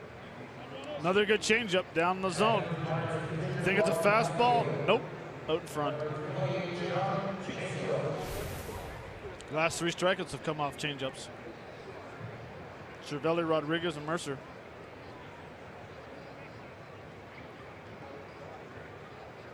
Six strikeouts for Jeremy Helixson. Jaso hitting .264. 5 homers, 33 runs batted in.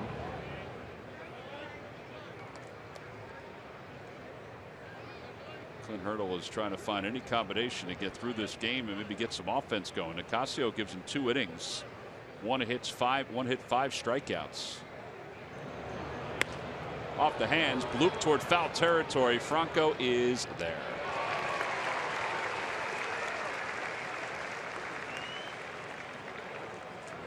Every time the Phillies pitchers retire, the opposition 1-2-3. Comcast will make a contribution to Phillies charities. Phillies baseball is brought to you by Xfinity. Xfinity X1 will change the way you experience TV.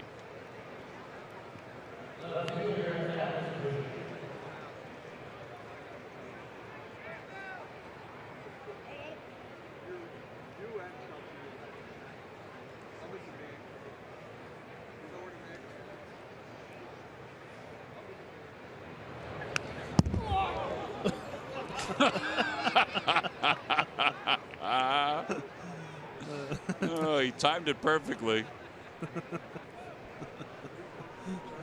She screamed and he drew. Who hasn't done that when you're sitting behind home plate of any kind of ball game? That's popped behind the mound. Franco is there. Calls off Helixon. And an easy inning. All right, be ready behind home plate, everybody. You never know. That net may not protect you. I mean, it will. But sometimes you're just not sure. Wake up!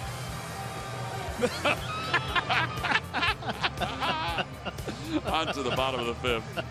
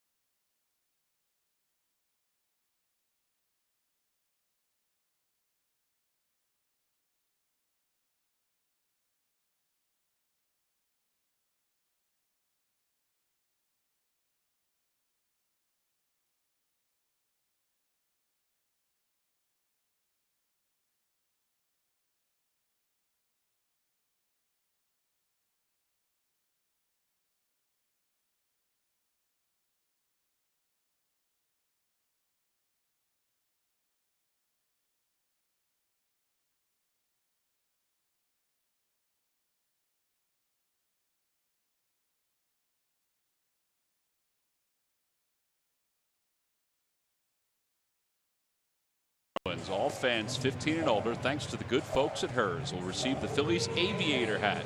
Tickets can be purchased anytime by going to Phillies.com. That's a 7:05 first pitch. Some changes for the Pirates. Gregory Polanco is now playing left field. John Jaso, who just pinch hit for the pitcher, stays in the game. He'll play first base. Josh Bell moves from first base to right field. Now the new pitcher is Antonio Bastardo. This is appearance number 401 in Antonio's career. Most of his appearances during his major league career have come in this ballpark. So he will face Cameron Rupp, Freddy Galvis, Odubel Herrera. Antonio started the year with the Mets. And was traded back to the Pirates, who the Phillies sent him to, for Jonathan Neese when the Mets were looking for a starting pitcher.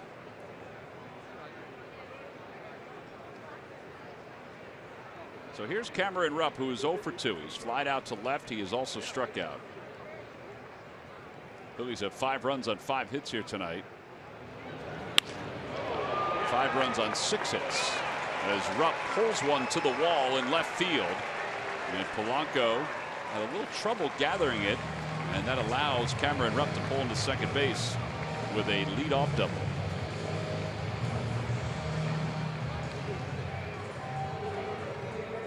That'll bring Freddy Galvis to the plate. A homer back in the second. Yeah, very nice swing right here. Fastball. Not a good area for a left-hander. Nice short swing. Quick swing. It's number 18th of the year. 61 RBIs. His average up to 237.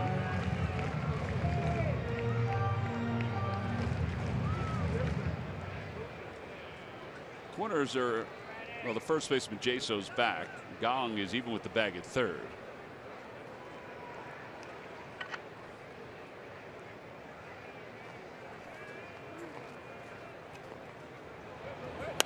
Freddy hits it off the end of the bat foul, and it's 0-1. Just saw Cameron Rupp have that double, which was his 21st of the year. Phillies have a lot of young hitters who are assuming a lot of responsibility from an offensive standpoint this year, and it has taken its toll over the last couple weeks. Second to last in batting average next to the Padres. As Galvis lifts it out toward left center field, McCutcheon on the run, and he will get there. Cameron Rupp tags and goes to third. Since the 26th of August, and we've talked about this over the last several days, they're hitting just a .187. They have one double-digit hit game. Even tonight they have 6 hits. And they're averaging less than 3 runs per game. And Pete talks about the on-base percentage a lot, how that's part of the issue, and also just about the runners in scoring position numbers. How that needs to improve. And he was pretty open today, Murph, when he discussed potentially what the Phillies could do in the future. Yeah, I thought it was a very interesting conversation that he had with reporters before the game today. He was asked directly, I believe, by Paul Hagan, if he would like to see next year maybe 1 or 2, veteran hitters in the middle of this very young lineup. And Pete pulled no punches. He said, absolutely, I'd like to see 1 or 2. He said, actually, I'd like to see 2. If for no other reason, he said, I would like for our young guys to be able to see a guy who goes out and goes about his business every day, how he goes about his at-bats, his approach to different pitchers in different situations. He just would like his young players to see that on a daily basis. He said, so look, if you put a veteran hitter in the middle of this young lineup, it makes everybody else's job that much easier. He said, you think about what Cespedes did late last year for that Mets lineup. As soon as they inserted him in the middle of that lineup, everybody on the team started hitting. He firmly believes that if you just put a guy like that in the middle of these young guys here in Philadelphia, that it's just going to take the pressure off of everybody. He mentioned Cameron Rupp, Maikel Franco, Tommy Joseph, guys like that. It'll just make it a little bit easier for them to go out and do their job, and he thinks it'll make everybody better. Yeah, it's in theory, it is the right theory from Pete's standpoint. Yep. We just heard the last couple weeks just what kind of an impact somebody like A.J. Ellis has had on the pitching staff and on Cameron Rupp, because they're watching him go about his business. That sort of leader in so many ways to make, the guy next to you better. Well, I think what happens is an older player leads by an example. The way he goes about the game, the way he approaches the game. As soon as that game starts and you get in between the lines, something just clicks on an older player. Preparing the game different than a young player does.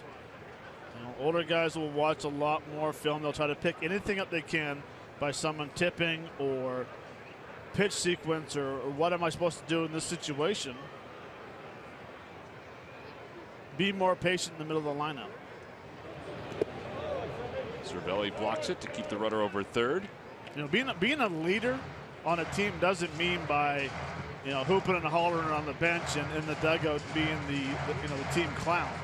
That's what backups are for. Chase Utley, I thought, was a great leader because he played the game hard. And when people watch him play, it made you play hard. Plus, you watch him prepare. If that wears off on you even a little bit too. Yeah, you sit back and you watch the game and you say, okay, well, this guy is averaging 4.8. Jason Worth, for example. You don't think the Washington Nationals don't watch his at bats or watch when the Phillies would watch his at bats here, saying, okay, well, you know what, it's working for him. He's getting in a good count to hit in almost every at bat. He's not swinging at the first pitch, two-seamer off the plate. He's being selective. And it rubs off on your teammates. When you're on a team, and I will use this team this year, they swing early, and they're very aggressive, which is not a bad thing if it's the right way. As she stays alive, a foul ball. And it's also nice to have a veteran to put some young players in their position, when they step out of line. Right. Well, that's huge, I think. Where I believe that no one down there can do that right now. Because one, you're not going to have a pitcher tell a hitter something. You're not going to have a hitter tell a pitcher something. Swing and a miss as she strikes out. And that's the end of the 5th inning. Phillies leave a runner over third base after the double by Cameron. The Phillies socks. He's got the Phillies shirt. Josh Bell leads it off against Jeremy Helixson here in the 6th inning. Bell has reached on a fielder's choice. He's also walked tonight.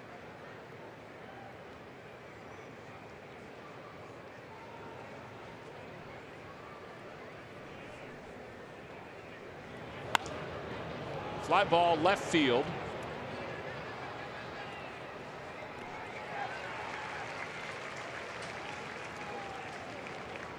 And Andrew McCutchen is the next guy up. That's a good pitch by Helixon. What it is, it's a fastball inside, up a little bit. See how hard he strides in?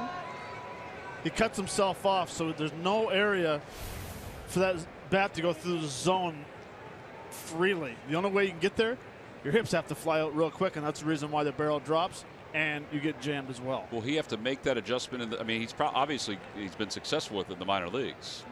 You're going to have to make adjustments because they're going to start pounding that fastball inside corner for strikes. And when you stride in, and he's tall and he has long arms, you're going to have a hard time hitting that ball. Outside, 1-1 to Andrew McCutchen. You know, this is the swing. You're cutting yourself off.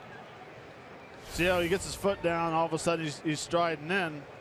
Well, I got a bail to get to the barrel to it.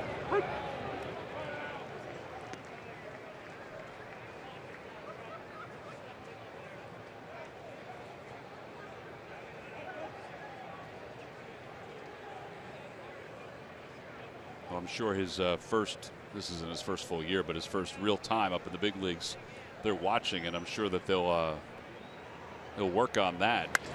Otherwise, he probably won't have the same success in the big leagues as he had in the minor leagues. Yeah, and is it hard to change? Not really. What it is you just kind of adjust where you're striding towards. You know, Aaron Altair right now is in the exact same boat where he's striding hard into home plate.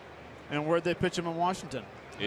Under his hands. Yeah. In Washington, in Miami, under his hands. He struggled to get the barrel to it because you're cutting yourself off. You don't have that free swing, so it's not really hard to. You're not changing mechanics.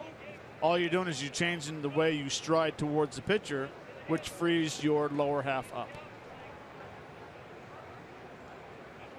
Here's Gregory Polanco with 2 outs. Pitch number 90 for Jeremy Helixon coming.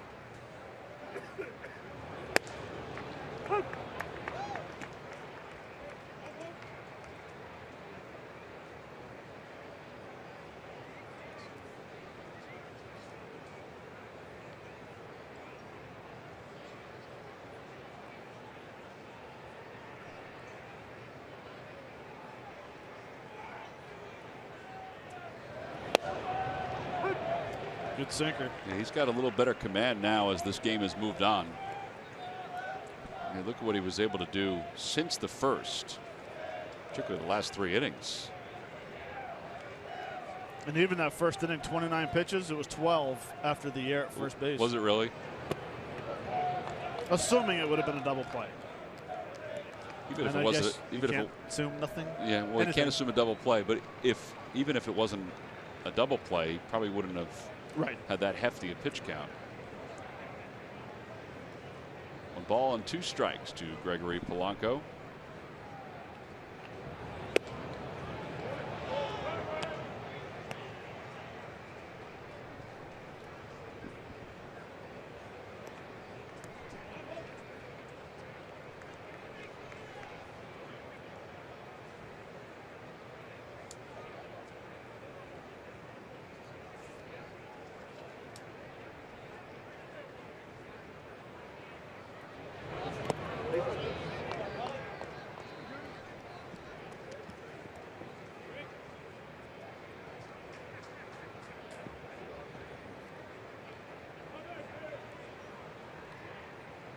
Gong is on deck. Cameron Rupp out to talk to Jeremy Helixson.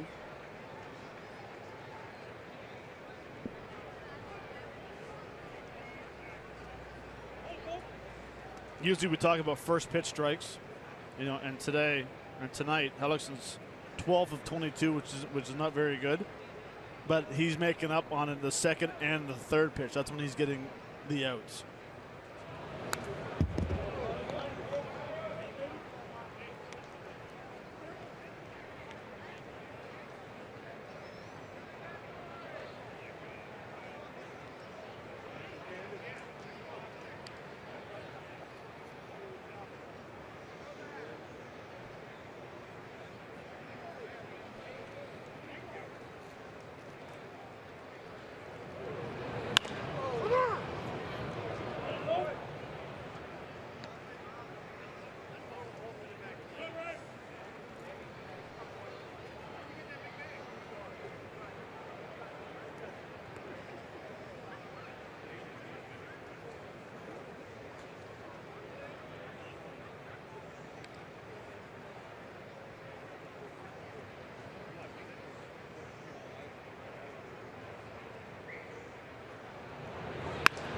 Liner out to center, and Odubel Herrera will make the catch, and Helixon wins the battle.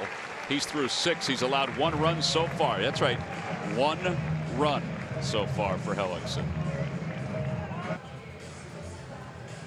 And Antonio Bastardo will begin his 2nd inning of work. It's a good sign that Helixon will go back out there again.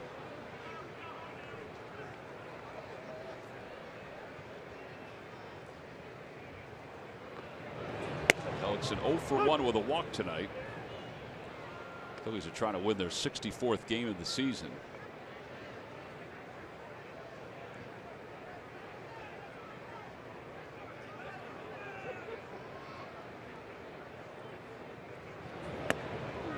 Oh, and 2.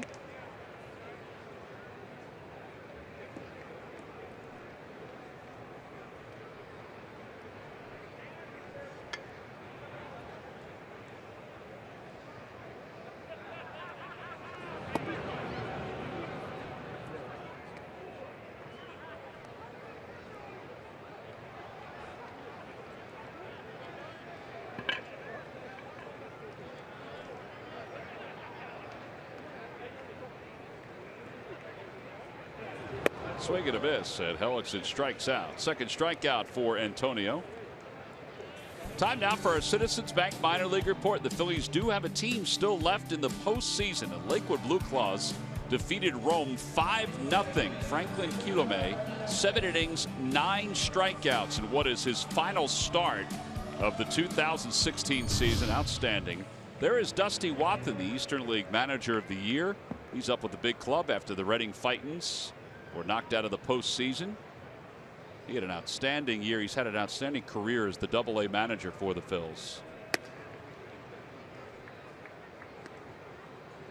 Dusty is destined to be a good one as he continues to climb the ladder in professional baseball. 1 ball and no strikes to Cesar. Cesar 0 for 1 with a couple walks. And it's 2-0. Seems like you said it every time with Cesar hitting. Yeah. 2-0,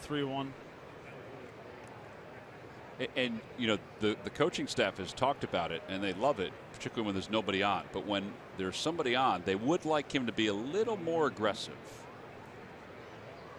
particularly if it's an RBI situation. That was never more evident than the other day in Miami, where he took 2 straight fastballs with a runner over at 3rd base. Swung at the slider in the dirt. Swung at the slider in the dirt.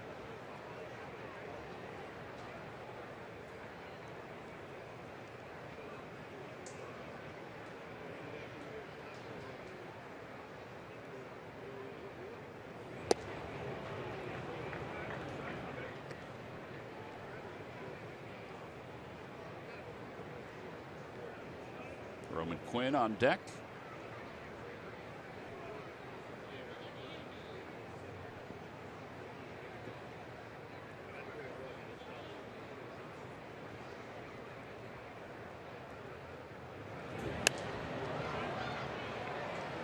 They'll be back in the seats.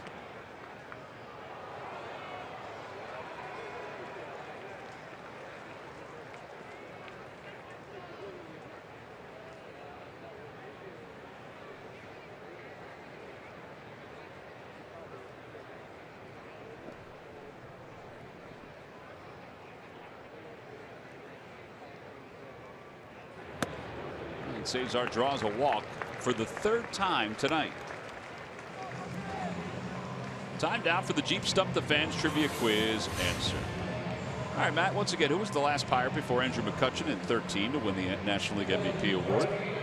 Well, I thought it was Willie Stargell told me until you said I played against him, so I'm going to have to say Barry Bonds. Barry Bonds is correct, back in 1992.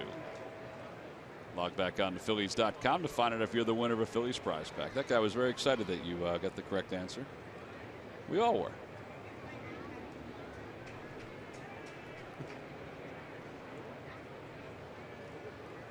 So runner at first base, Roman Quinn is up. Phillies scored all 5 runs in 1 inning tonight.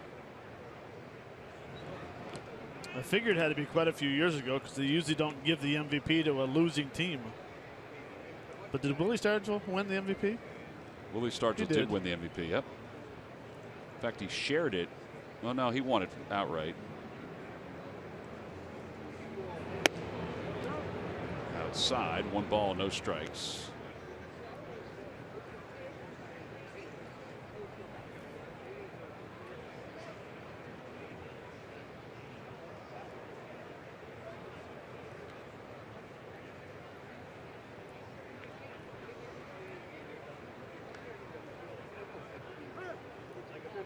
Actually, I was right. He shared it with Keith Hernandez in 1979. Hernandez had 105 RBIs that year, hit 344. And Willie Stargell had 32 home runs and 82 runs batted in, hit 281. It was the same year Dave Winfield tore it up for the Padres, but that is what you're talking about whether you should win it because you're on a winning team. And Willie Stargell eventually led the Pirates to the World Championship that year.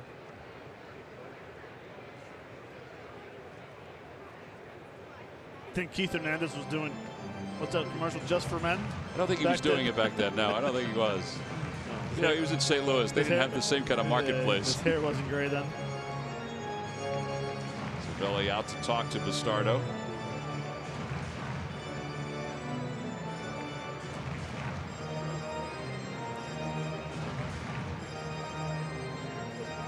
That MVP award that Barry Bonds won in '92 was his second of 2 with the Pirates. He won 7 overall.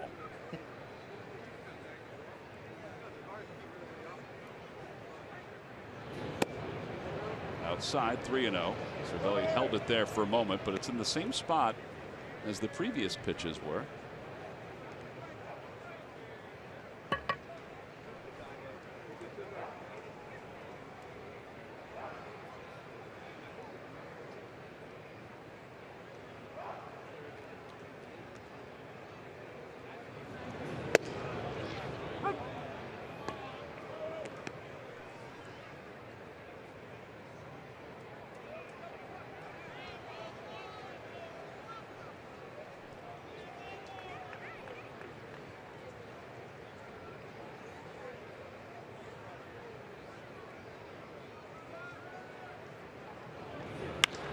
Out to center field. That's well hit. McCutchen going back toward the track. It is off the base of the wall. Hernandez held up for a moment, so he'll be held at third. That is a long double. The ball gets away. He's coming home, and he scores.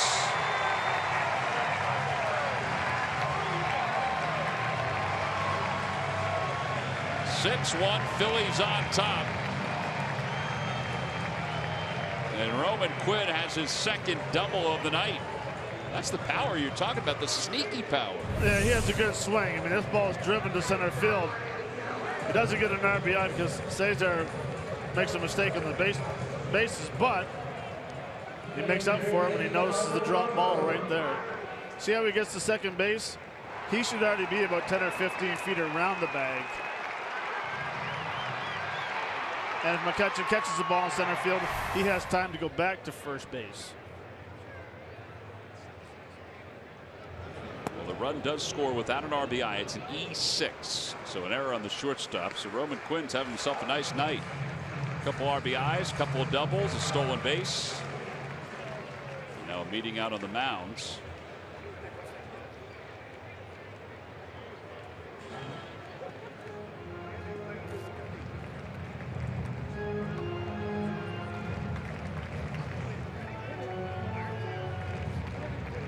Certainly a nice way to make yourself feel comfortable.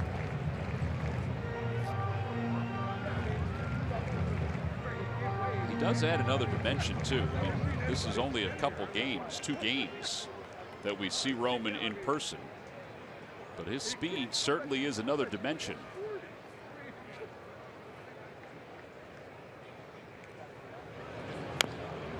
Tapper foul, 1-1 to Franco.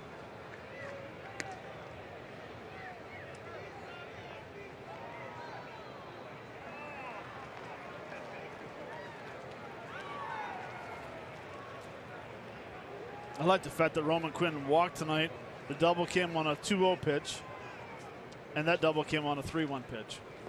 So spots where you're a hitter. You're a hitter. Working the count. Yesterday in Washington, a little excited, a little nervous. Swung early in the game. You know, and then when he finally hit left-handed, he walked. I talked to him yesterday as we were walking to the train, and I said, "How'd you feel yesterday or for the game today?" He goes, "I was a little nervous, but not bad."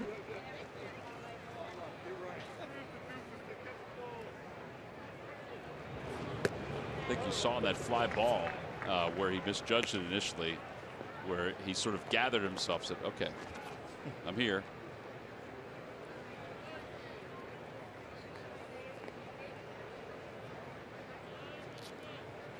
3 balls, 1 strike to Maikel Franco.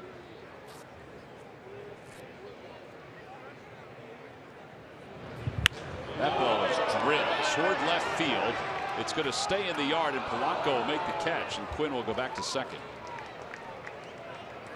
Off the end of the bat by Maikel Franco.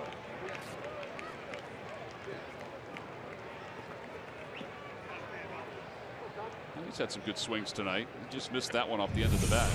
He just missed it off the end of the bat, but he still hit it extremely hard down the left field corner. Just out in front of here. Now Tommy Joseph will be the batter, pinch hitting. Tommy hitting .244 with 18 home runs and 37 runs batted in.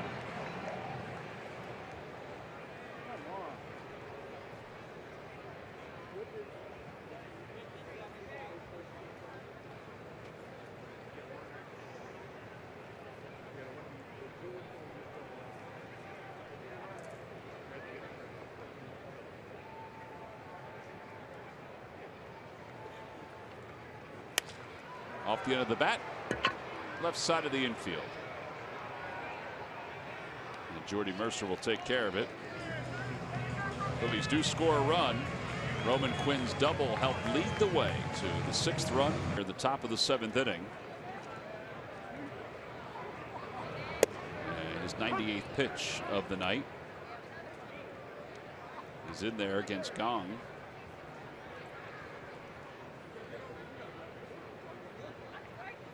He's 0 for 2. He has struck out and grounded out.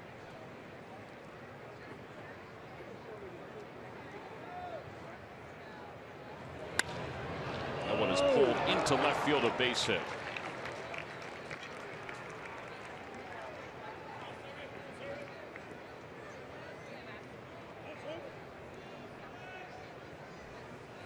So Gong has the hit, the 3rd of the night for the Pirates. Phillies do have bullpen action behind Jeremy Helixon. Ramos is warming up. That ends a string of 11 straight retired by Helixon. Not only that, it's the first hit he's allowed.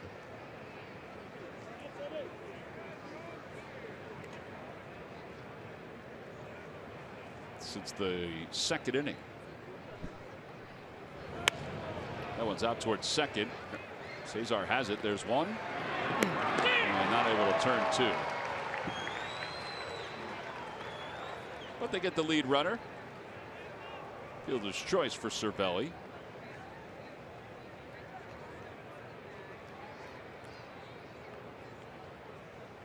Under pitches now for Jeremy.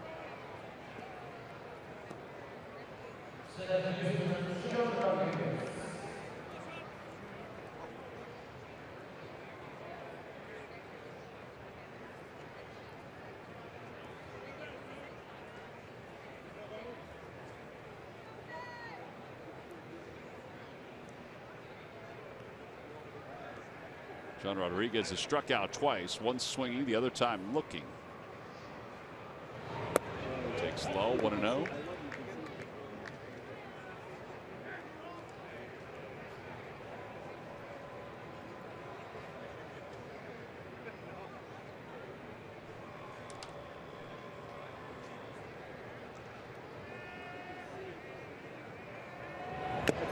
Foul tip, 1-1.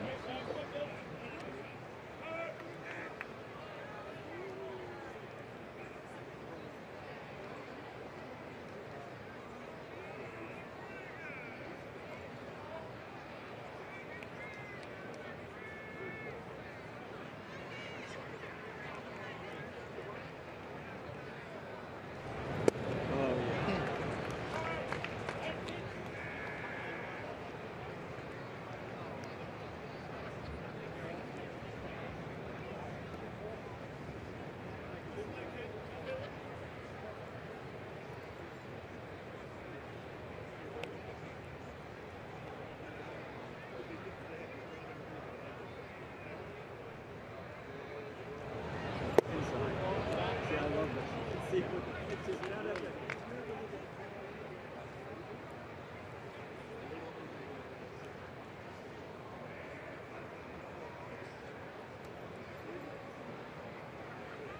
and two to Rodriguez.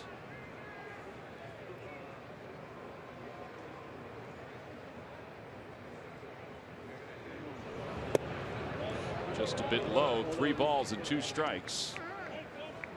Felipe Rivero, acquired from the Nationals, is loosening up in the bullpen.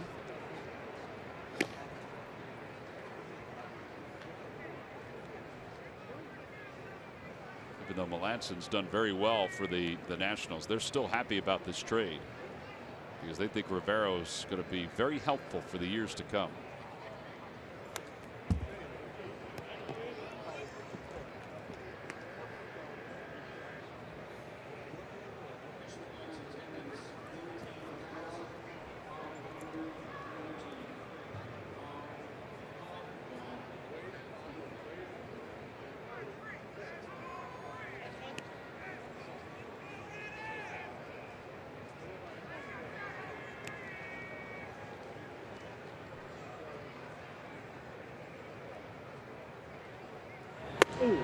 Inside, ball 4.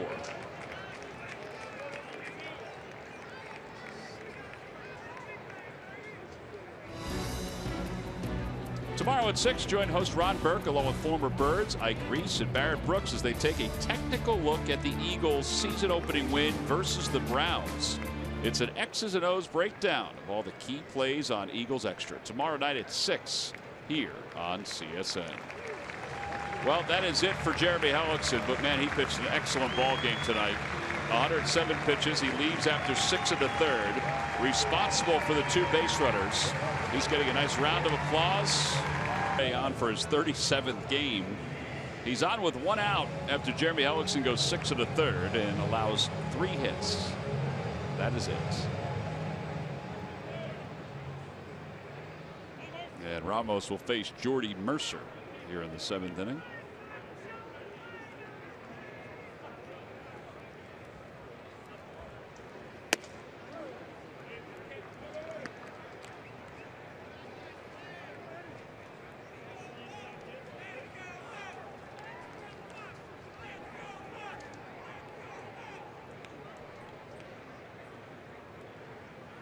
Back toward the middle, off Ramos. He recovers to get. Nice play by Tommy Joseph to get 1. He just waved off the dugout, said he was fine.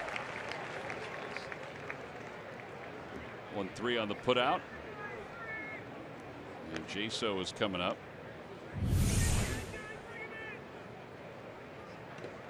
So he hit him off the left calf. Nice play by Tommy Joseph, though. That's the technique. Down low and go straight to that baseball with a glove.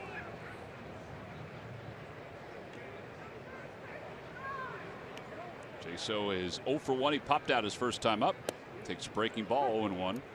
Cameron Rupp is rolling through an assortment of signs. I mean, an assortment of signs. And Ramos must see the sign that he's given him early, and he goes into his set, and Cameron's still rolling through the signs. Breaking ball again. See how many signs he gives before he turns his head.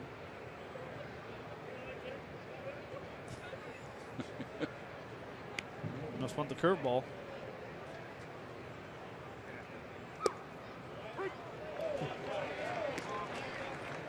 On the Toyota Major League scoreboard, the Cubs and the Cardinals. It's 4-0 Chicago, and for good measure, Kyle Hendricks has a no-hitter through 6 innings.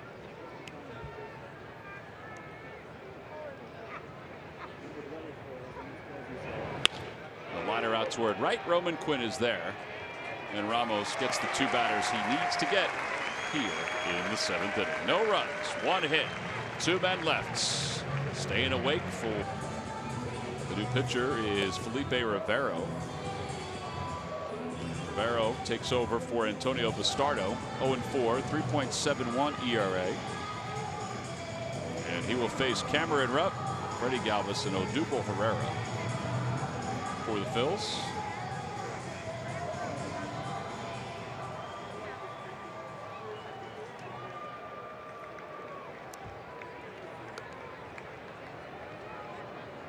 No fooling around for Pete Mackanin. He's got Hector Neris warming up in the bullpen. Neris got a couple of days off. First pitch to Rupp. He's all the way back to the backstop.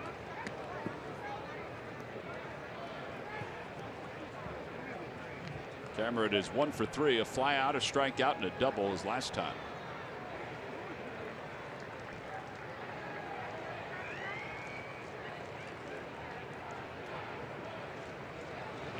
I think he's having a little trouble with his command in these first 2 pitches, Matt. He needs a few more warm-ups. I love watching the catcher's reactions. Cervelli looked and said, I'm going to have to go talk to him. And now the athletic trainer for the Pirates is coming out along with Clint Hurdle. He seemed fine. His velocity was 96 and 97 on those pitches.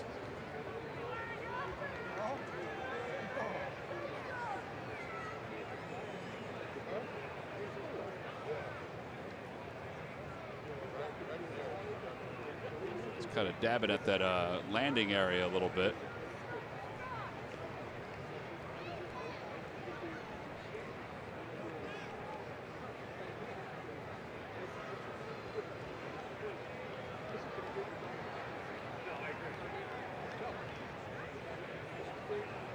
It really doesn't look like there's anything physically wrong with him. He just missed his spot.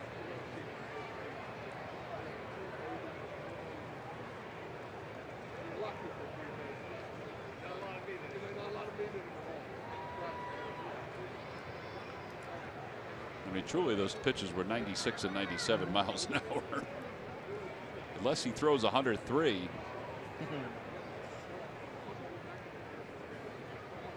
Oh. You better tell that gentleman behind home plate that jumped before to watch out.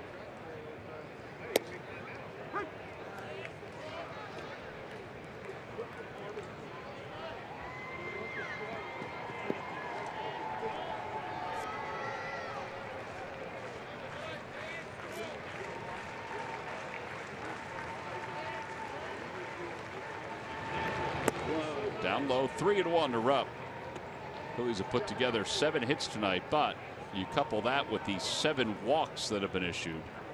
They have had themselves some base runners.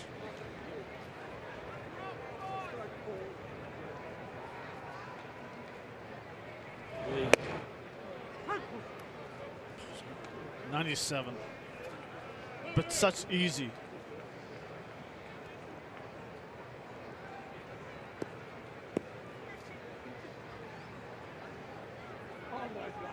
Young lady was so excited to see the Fanatic a few moments ago. Maybe up on the dugout. There's ball 4, and there is another walk issued. Well, give the Phillies hitters credit. I mean, a lot of these pitches are not even close, but they have been patient with the Pirates staff.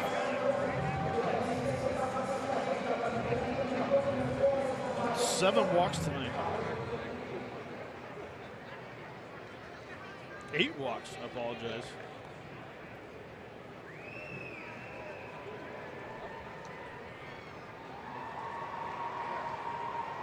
And now Freddy Galvis, 1 for 3.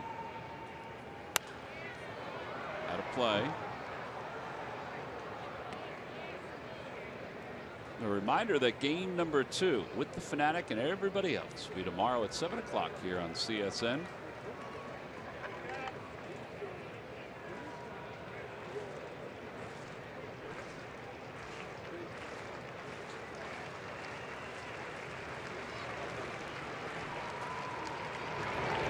Back to the box. Rivero's got it. He has to wait for Mercer, but he's still able to turn the double play. 1-6-3. Well, Freddie hit it hard, but he hit it right back to the pitcher. And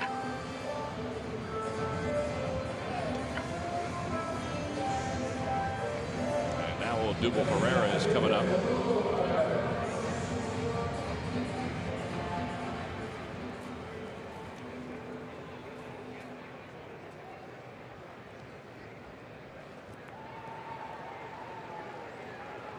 Not a bad night for Odubel. He's 1 for 2. scored a run.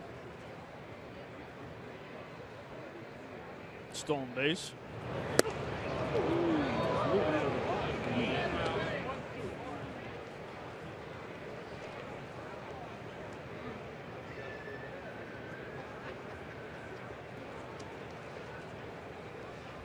The 8 walks issued tonight by Pirates pitching is not a season high. Season high is 11 walks in a 9-inning game.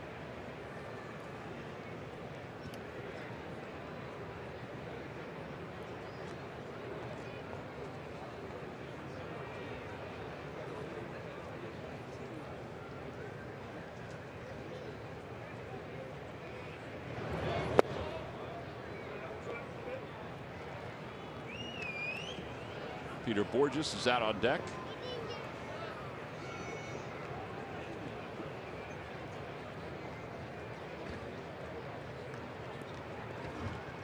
Dusty's so used to the ostrich at the Fightins. I don't know if he knows what to make of the big green thing.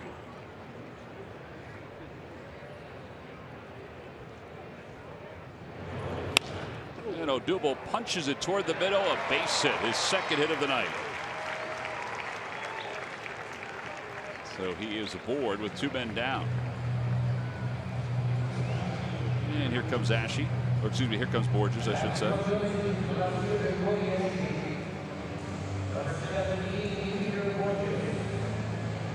Such a good at bat by Odubel Herrera. First pitch 99, takes that big wild swing. Next pitch is a knee buckler slider that just backs it off, takes a nice easy swing at the bases up the middle.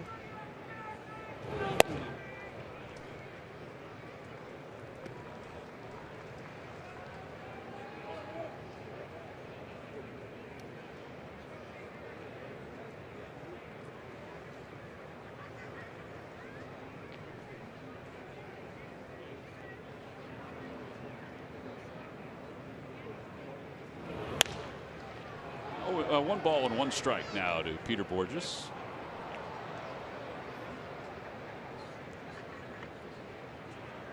Peter had some decent swings this past weekend and throughout the road trip. 7 for 23 on the road trip. He's hit in 4 consecutive games. Chops that one back over the mound, and Rodriguez will just step on the second base bag. We've completed 7 innings here at Citizens Bank Park. We'll move to the 8th. The Phils trying to get a victory here at the Borges stays into play right. And Hector Neris is the new pitcher. Neris delivers a strike to Matt Joyce, who is pinch hitting. Neris 4-3, an ERA of 2.36.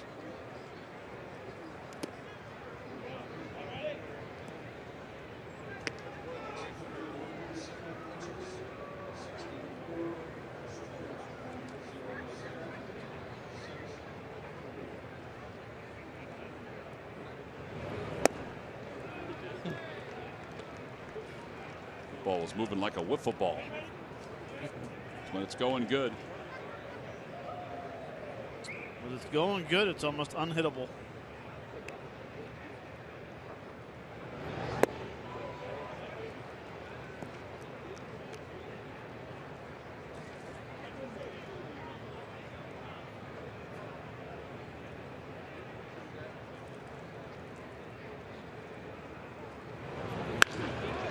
One hopper right at Cesar Hernandez. 1 away. Time to get updated on what's going on around baseball. Here's Greg Murphy. All right, thank you very much, Tom. It is our greater coverage of baseball presented by T-Mobile. And Minnesota Twins second baseman Brian Dozier reached some rarefied air tonight. He launched home run number 40, becoming just the 3rd player in Twins history to do that. Harmon Killebrew back in 1970 and Royce Sievers back in 1952, the only other 2 ever to do it. He's also the first American League second baseman to hit 40 home runs, playing primarily just second base. So how about that? And also, Ichiro Suzuki continuing to make history. Got hit number 3,024 today. Actually had 2 hits in their game for Miami. He passes Lou Brock for 25th all time on that hit list. And he just keeps on keeping on. So who knows who will pass before it's all said and done. But the Pest is Lou Brock. That's two pretty good players right there, guys. Unbelievable. There's some names, some Hall of Fame names that are being mentioned tonight. You know, not only with Ichiro passing Lou Brock, David Ortiz tied Mickey Mantle on the all-time home run list. Mickey Mantle with number 536. 3 balls and 1 strike to Bell. And if I'm not mistaken, I think Kyle Hendricks still has that no-hitter, and they're in the 8th inning now. Murph, you are correct, and I don't think you jinxed him. I think you are absolutely right that he has the no-hitter through 7. Oh, here we go. Yeah. 3 balls and 1 strike to Bell. Split, and it's 3-2.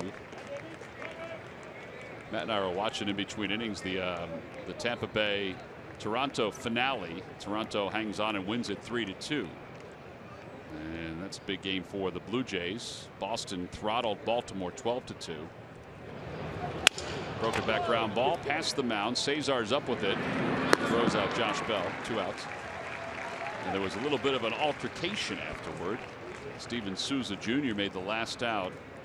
But just prior to making the last out, he had fouled off a ball that Robert Osuna, the closer for the Blue Jays, thought was caught by Russell Martin, the catcher, for the final strike and final out. And he was celebrating out on the mound, as only closers do, and everybody else in baseball. Well, I don't think Steven Souza Jr. took too kindly to that celebration after he flied out to the wall in the center.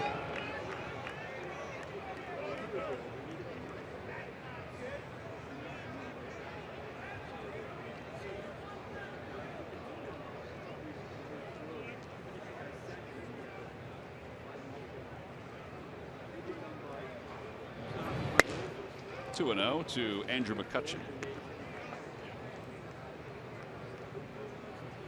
You know, think about Dozier with his 40 home runs. We were out in Minnesota. They were discussing how he was just free swinging too much. You know, he wasn't the gap to gap guy that they wanted him to be. He was trying to pull everything. Well, he's pulled it to 40 home runs. 40 home runs.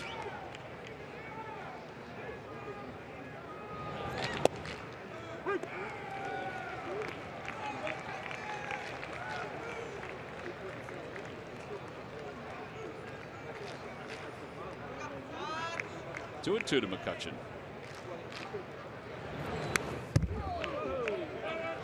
We also watched during the break the home run in New York. Aaron Judge's home run. Oh my Lord. Yeah, over the bullpen left center. That was a long one.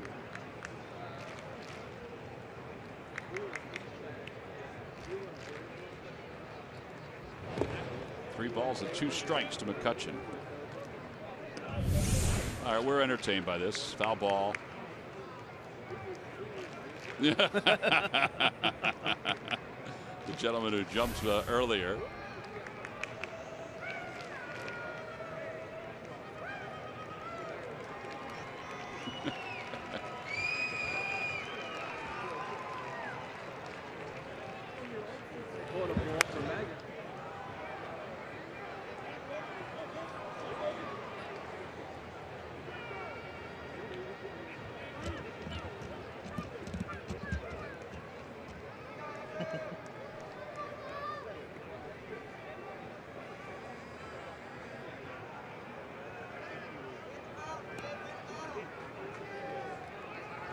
Swing and a miss. He got it with the split. A 1-2-3 8th inning for Hector Neris. He probably needed that after the last couple of outings. A quiet 8th. We'll go to, he's through 8. We'll keep you up to date. His pitch count is at a pretty reasonable spot too. Here's Jorge Alfaro making his major league debut. Pete McCann had said that there was a chance Alfaro would play tomorrow with Alec Asher on the mounds. So not too shabby to give him a chance to bat here. 285 with 15 home runs in Double-A. Maybe knock the jitters out a little bit. Jared Hughes 3.12 earned run average in his 57th game. I always thought it was important to have a rookie get his major league debut at bat out of the way when it's a blowout game, so you can get used to the batter's eye. Yeah, everything. They used to everything. There's a chopper slowly up the third base line. His first major league hit is a swinging bunt, and he'll take it. Record book. Boy, Roman Quinn gets his first major league hit tonight, and now Alfaro gets his first major league hit. We'll have to do a little searching to find out when the last time that happens. It doesn't matter if this is a single, double, infield knock, they all count. Congratulations. Good placement. Alfaro and Quinn's Double-A manager, Dusty Wathan, has been here for this game watching. I'm sure he's pretty proud to see what's happening. There's Dusty.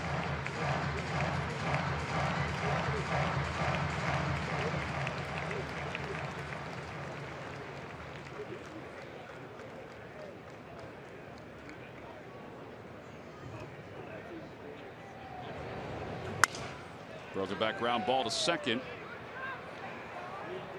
And 4-6 on the putout. Alfaro does move pretty well. Yeah, he does. Like a freight train.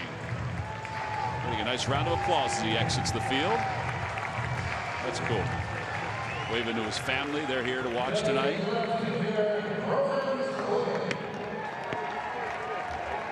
Here's Roman Quinn, the first Phillies rookie with at least 2 doubles, 2 RBIs, and a stolen base in a game since Ruiz did it in 07. Only Phillies rookie outfielder ever to have such a game as he swings and misses that one. First major league rookie outfielder since Jackie Bradley Jr. to do so. All right, that's good company. MVP candidate this year. 0-1 to Roman Quinn. 1 ball, 1 strike.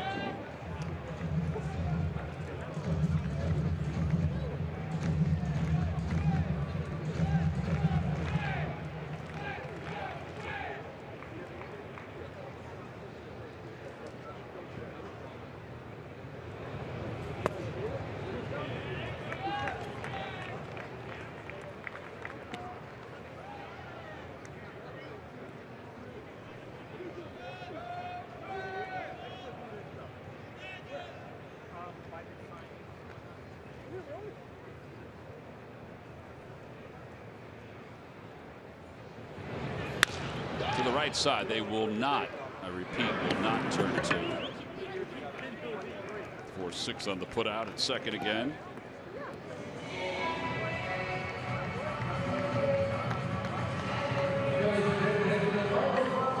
And Michael Franco will be the hitter.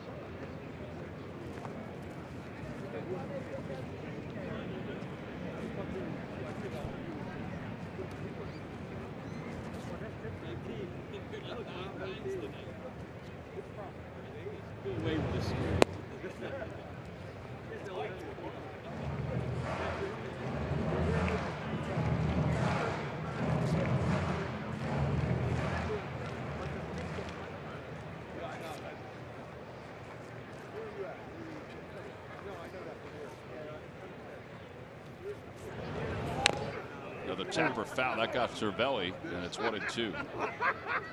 Got him in not a great place.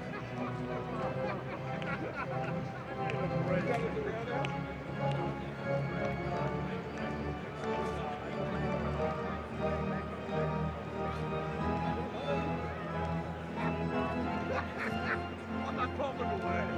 He tells me what he's not supposed to do. I don't need to know that.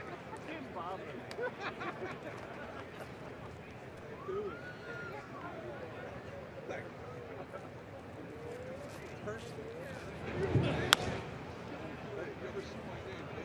Franco stays alive. Franco tonight had a single back in the 4th inning. He had an RBI and a ground out in the 2nd. It's good to see him play a full game. Being out the last few days with the thumb injury. You weren't listening, were you?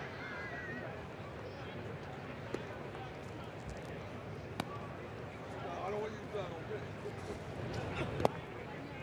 to Cervelli's able to at least knock that down.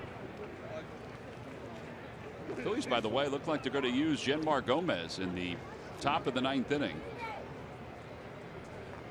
in a 5-run game. Genmar time. That's right.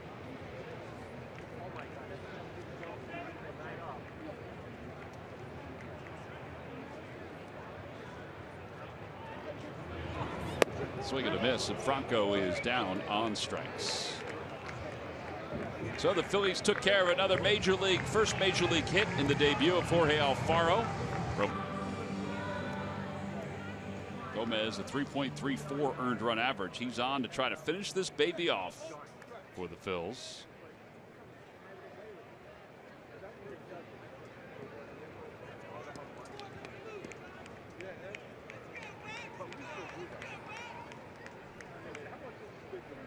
Phillies have obviously struggled here at home, so it'll be nice if they can put this one in the books and get a victory.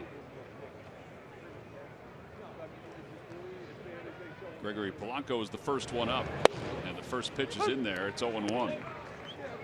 Polanco in tonight's game is 0 for 3. Reached on an error his first time up, hit into a double play and lined out to center.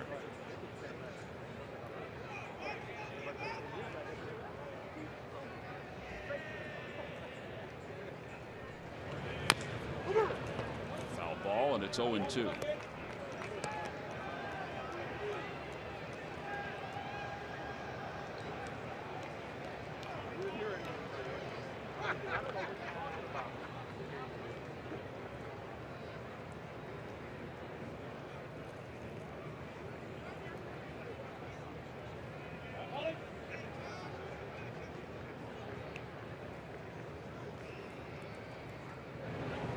Check swing. Did he go?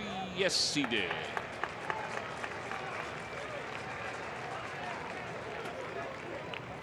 Actually thought from naked eye up here that he did go.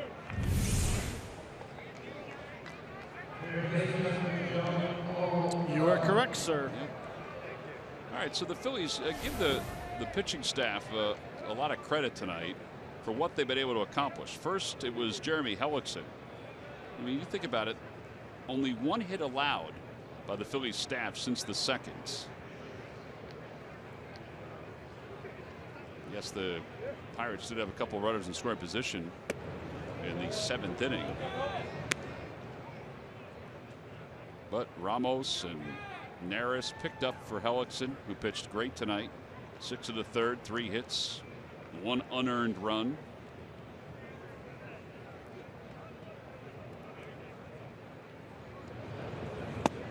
Down and away. Well, you hit the nail right on the head earlier when you said back in the 1st inning when they had 1st and 3rd situation. And only getting out of that inning, only allowing 1 run was huge. Yeah, because it could have snowballed. I mean, it really could have.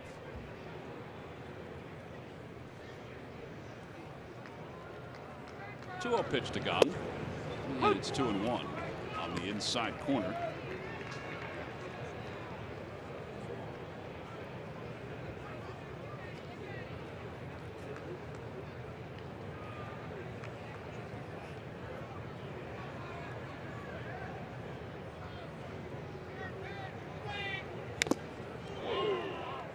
Got a piece of the home plate umpire, Jeff Kellogg.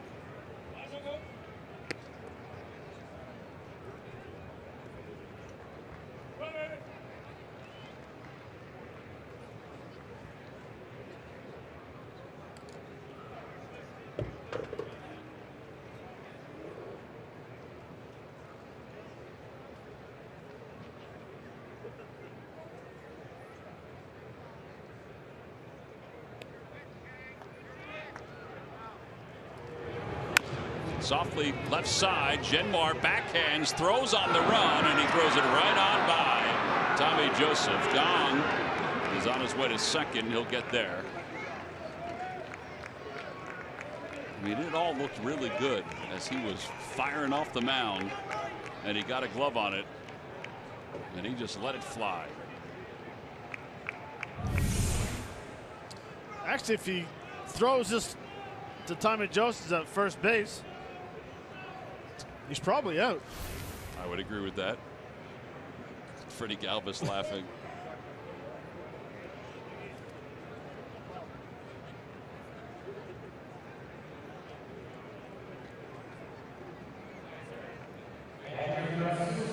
Now Francisco Cervelli is the hitter. Cervelli's 0 for 3.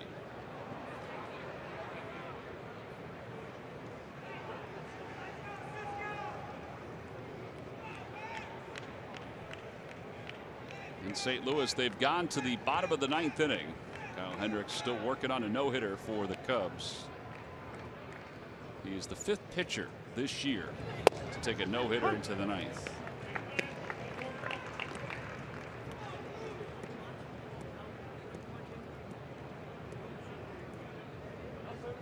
And just as we got the words out of our mouth, Jeremy Hazelbaker, Murph. Oops. I think that was you. I'm not taking the blame for that, Hendricks family. I'm done. 0-1 to Cervelli. 1 ball and 1 strike. Well, he still pitched a heck of a game. Not over yet. He's still pitched a heck of it 8+ innings.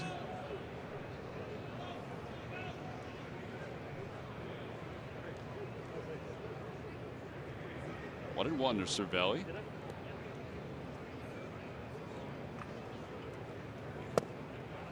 At the knees, 1 and 2.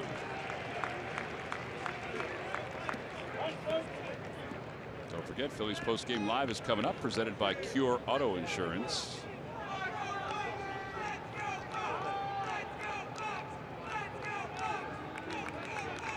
I don't know what Cervelli is at all upset about. It has to be himself. Nope, he thinks that ball's low. It's and it's not. It's not having an understanding of the strike zone. Over to third, backhanded by Franco. 2 outs.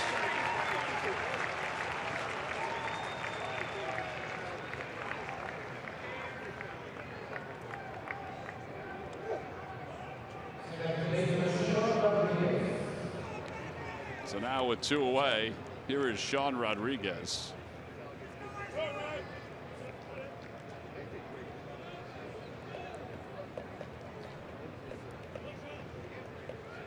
Rodriguez 0 for 2.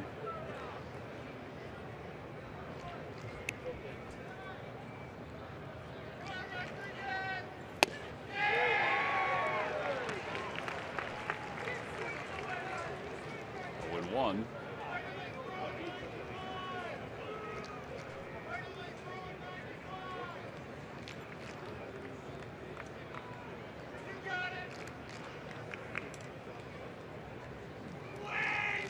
That's right.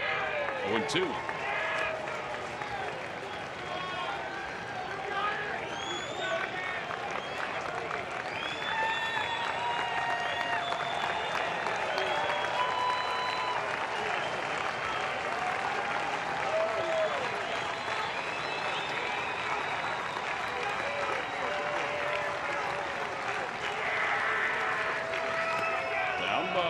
He tried to get him to bite after it again.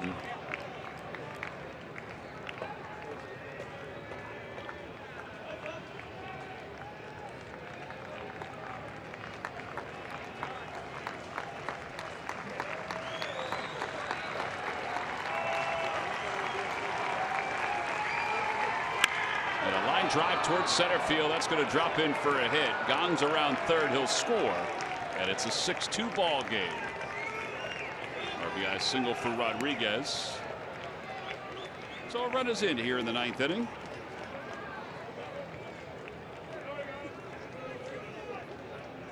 And Jordy Mercer is next up. Tommy Joseph was looking to see if he should hold on Rodriguez or not. And he is not going to hold him on.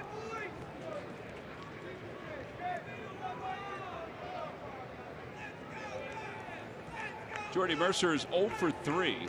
He has grounded out twice and he has struck out tonight. Runner goes. Pitch is outside. 1-0. A little defensive indifference to allow him to get to second base.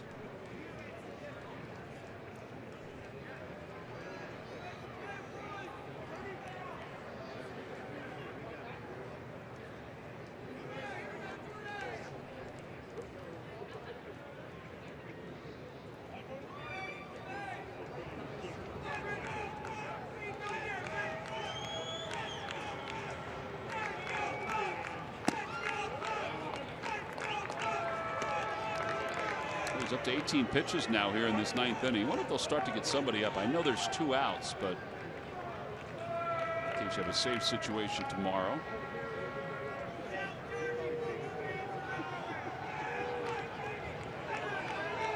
I think it really depends on this hitter. Yeah.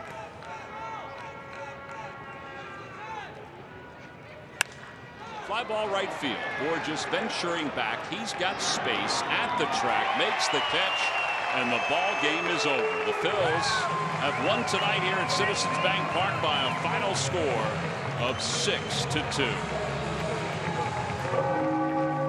Well, the last homestand, they went the entire homestand without a victory. Tonight,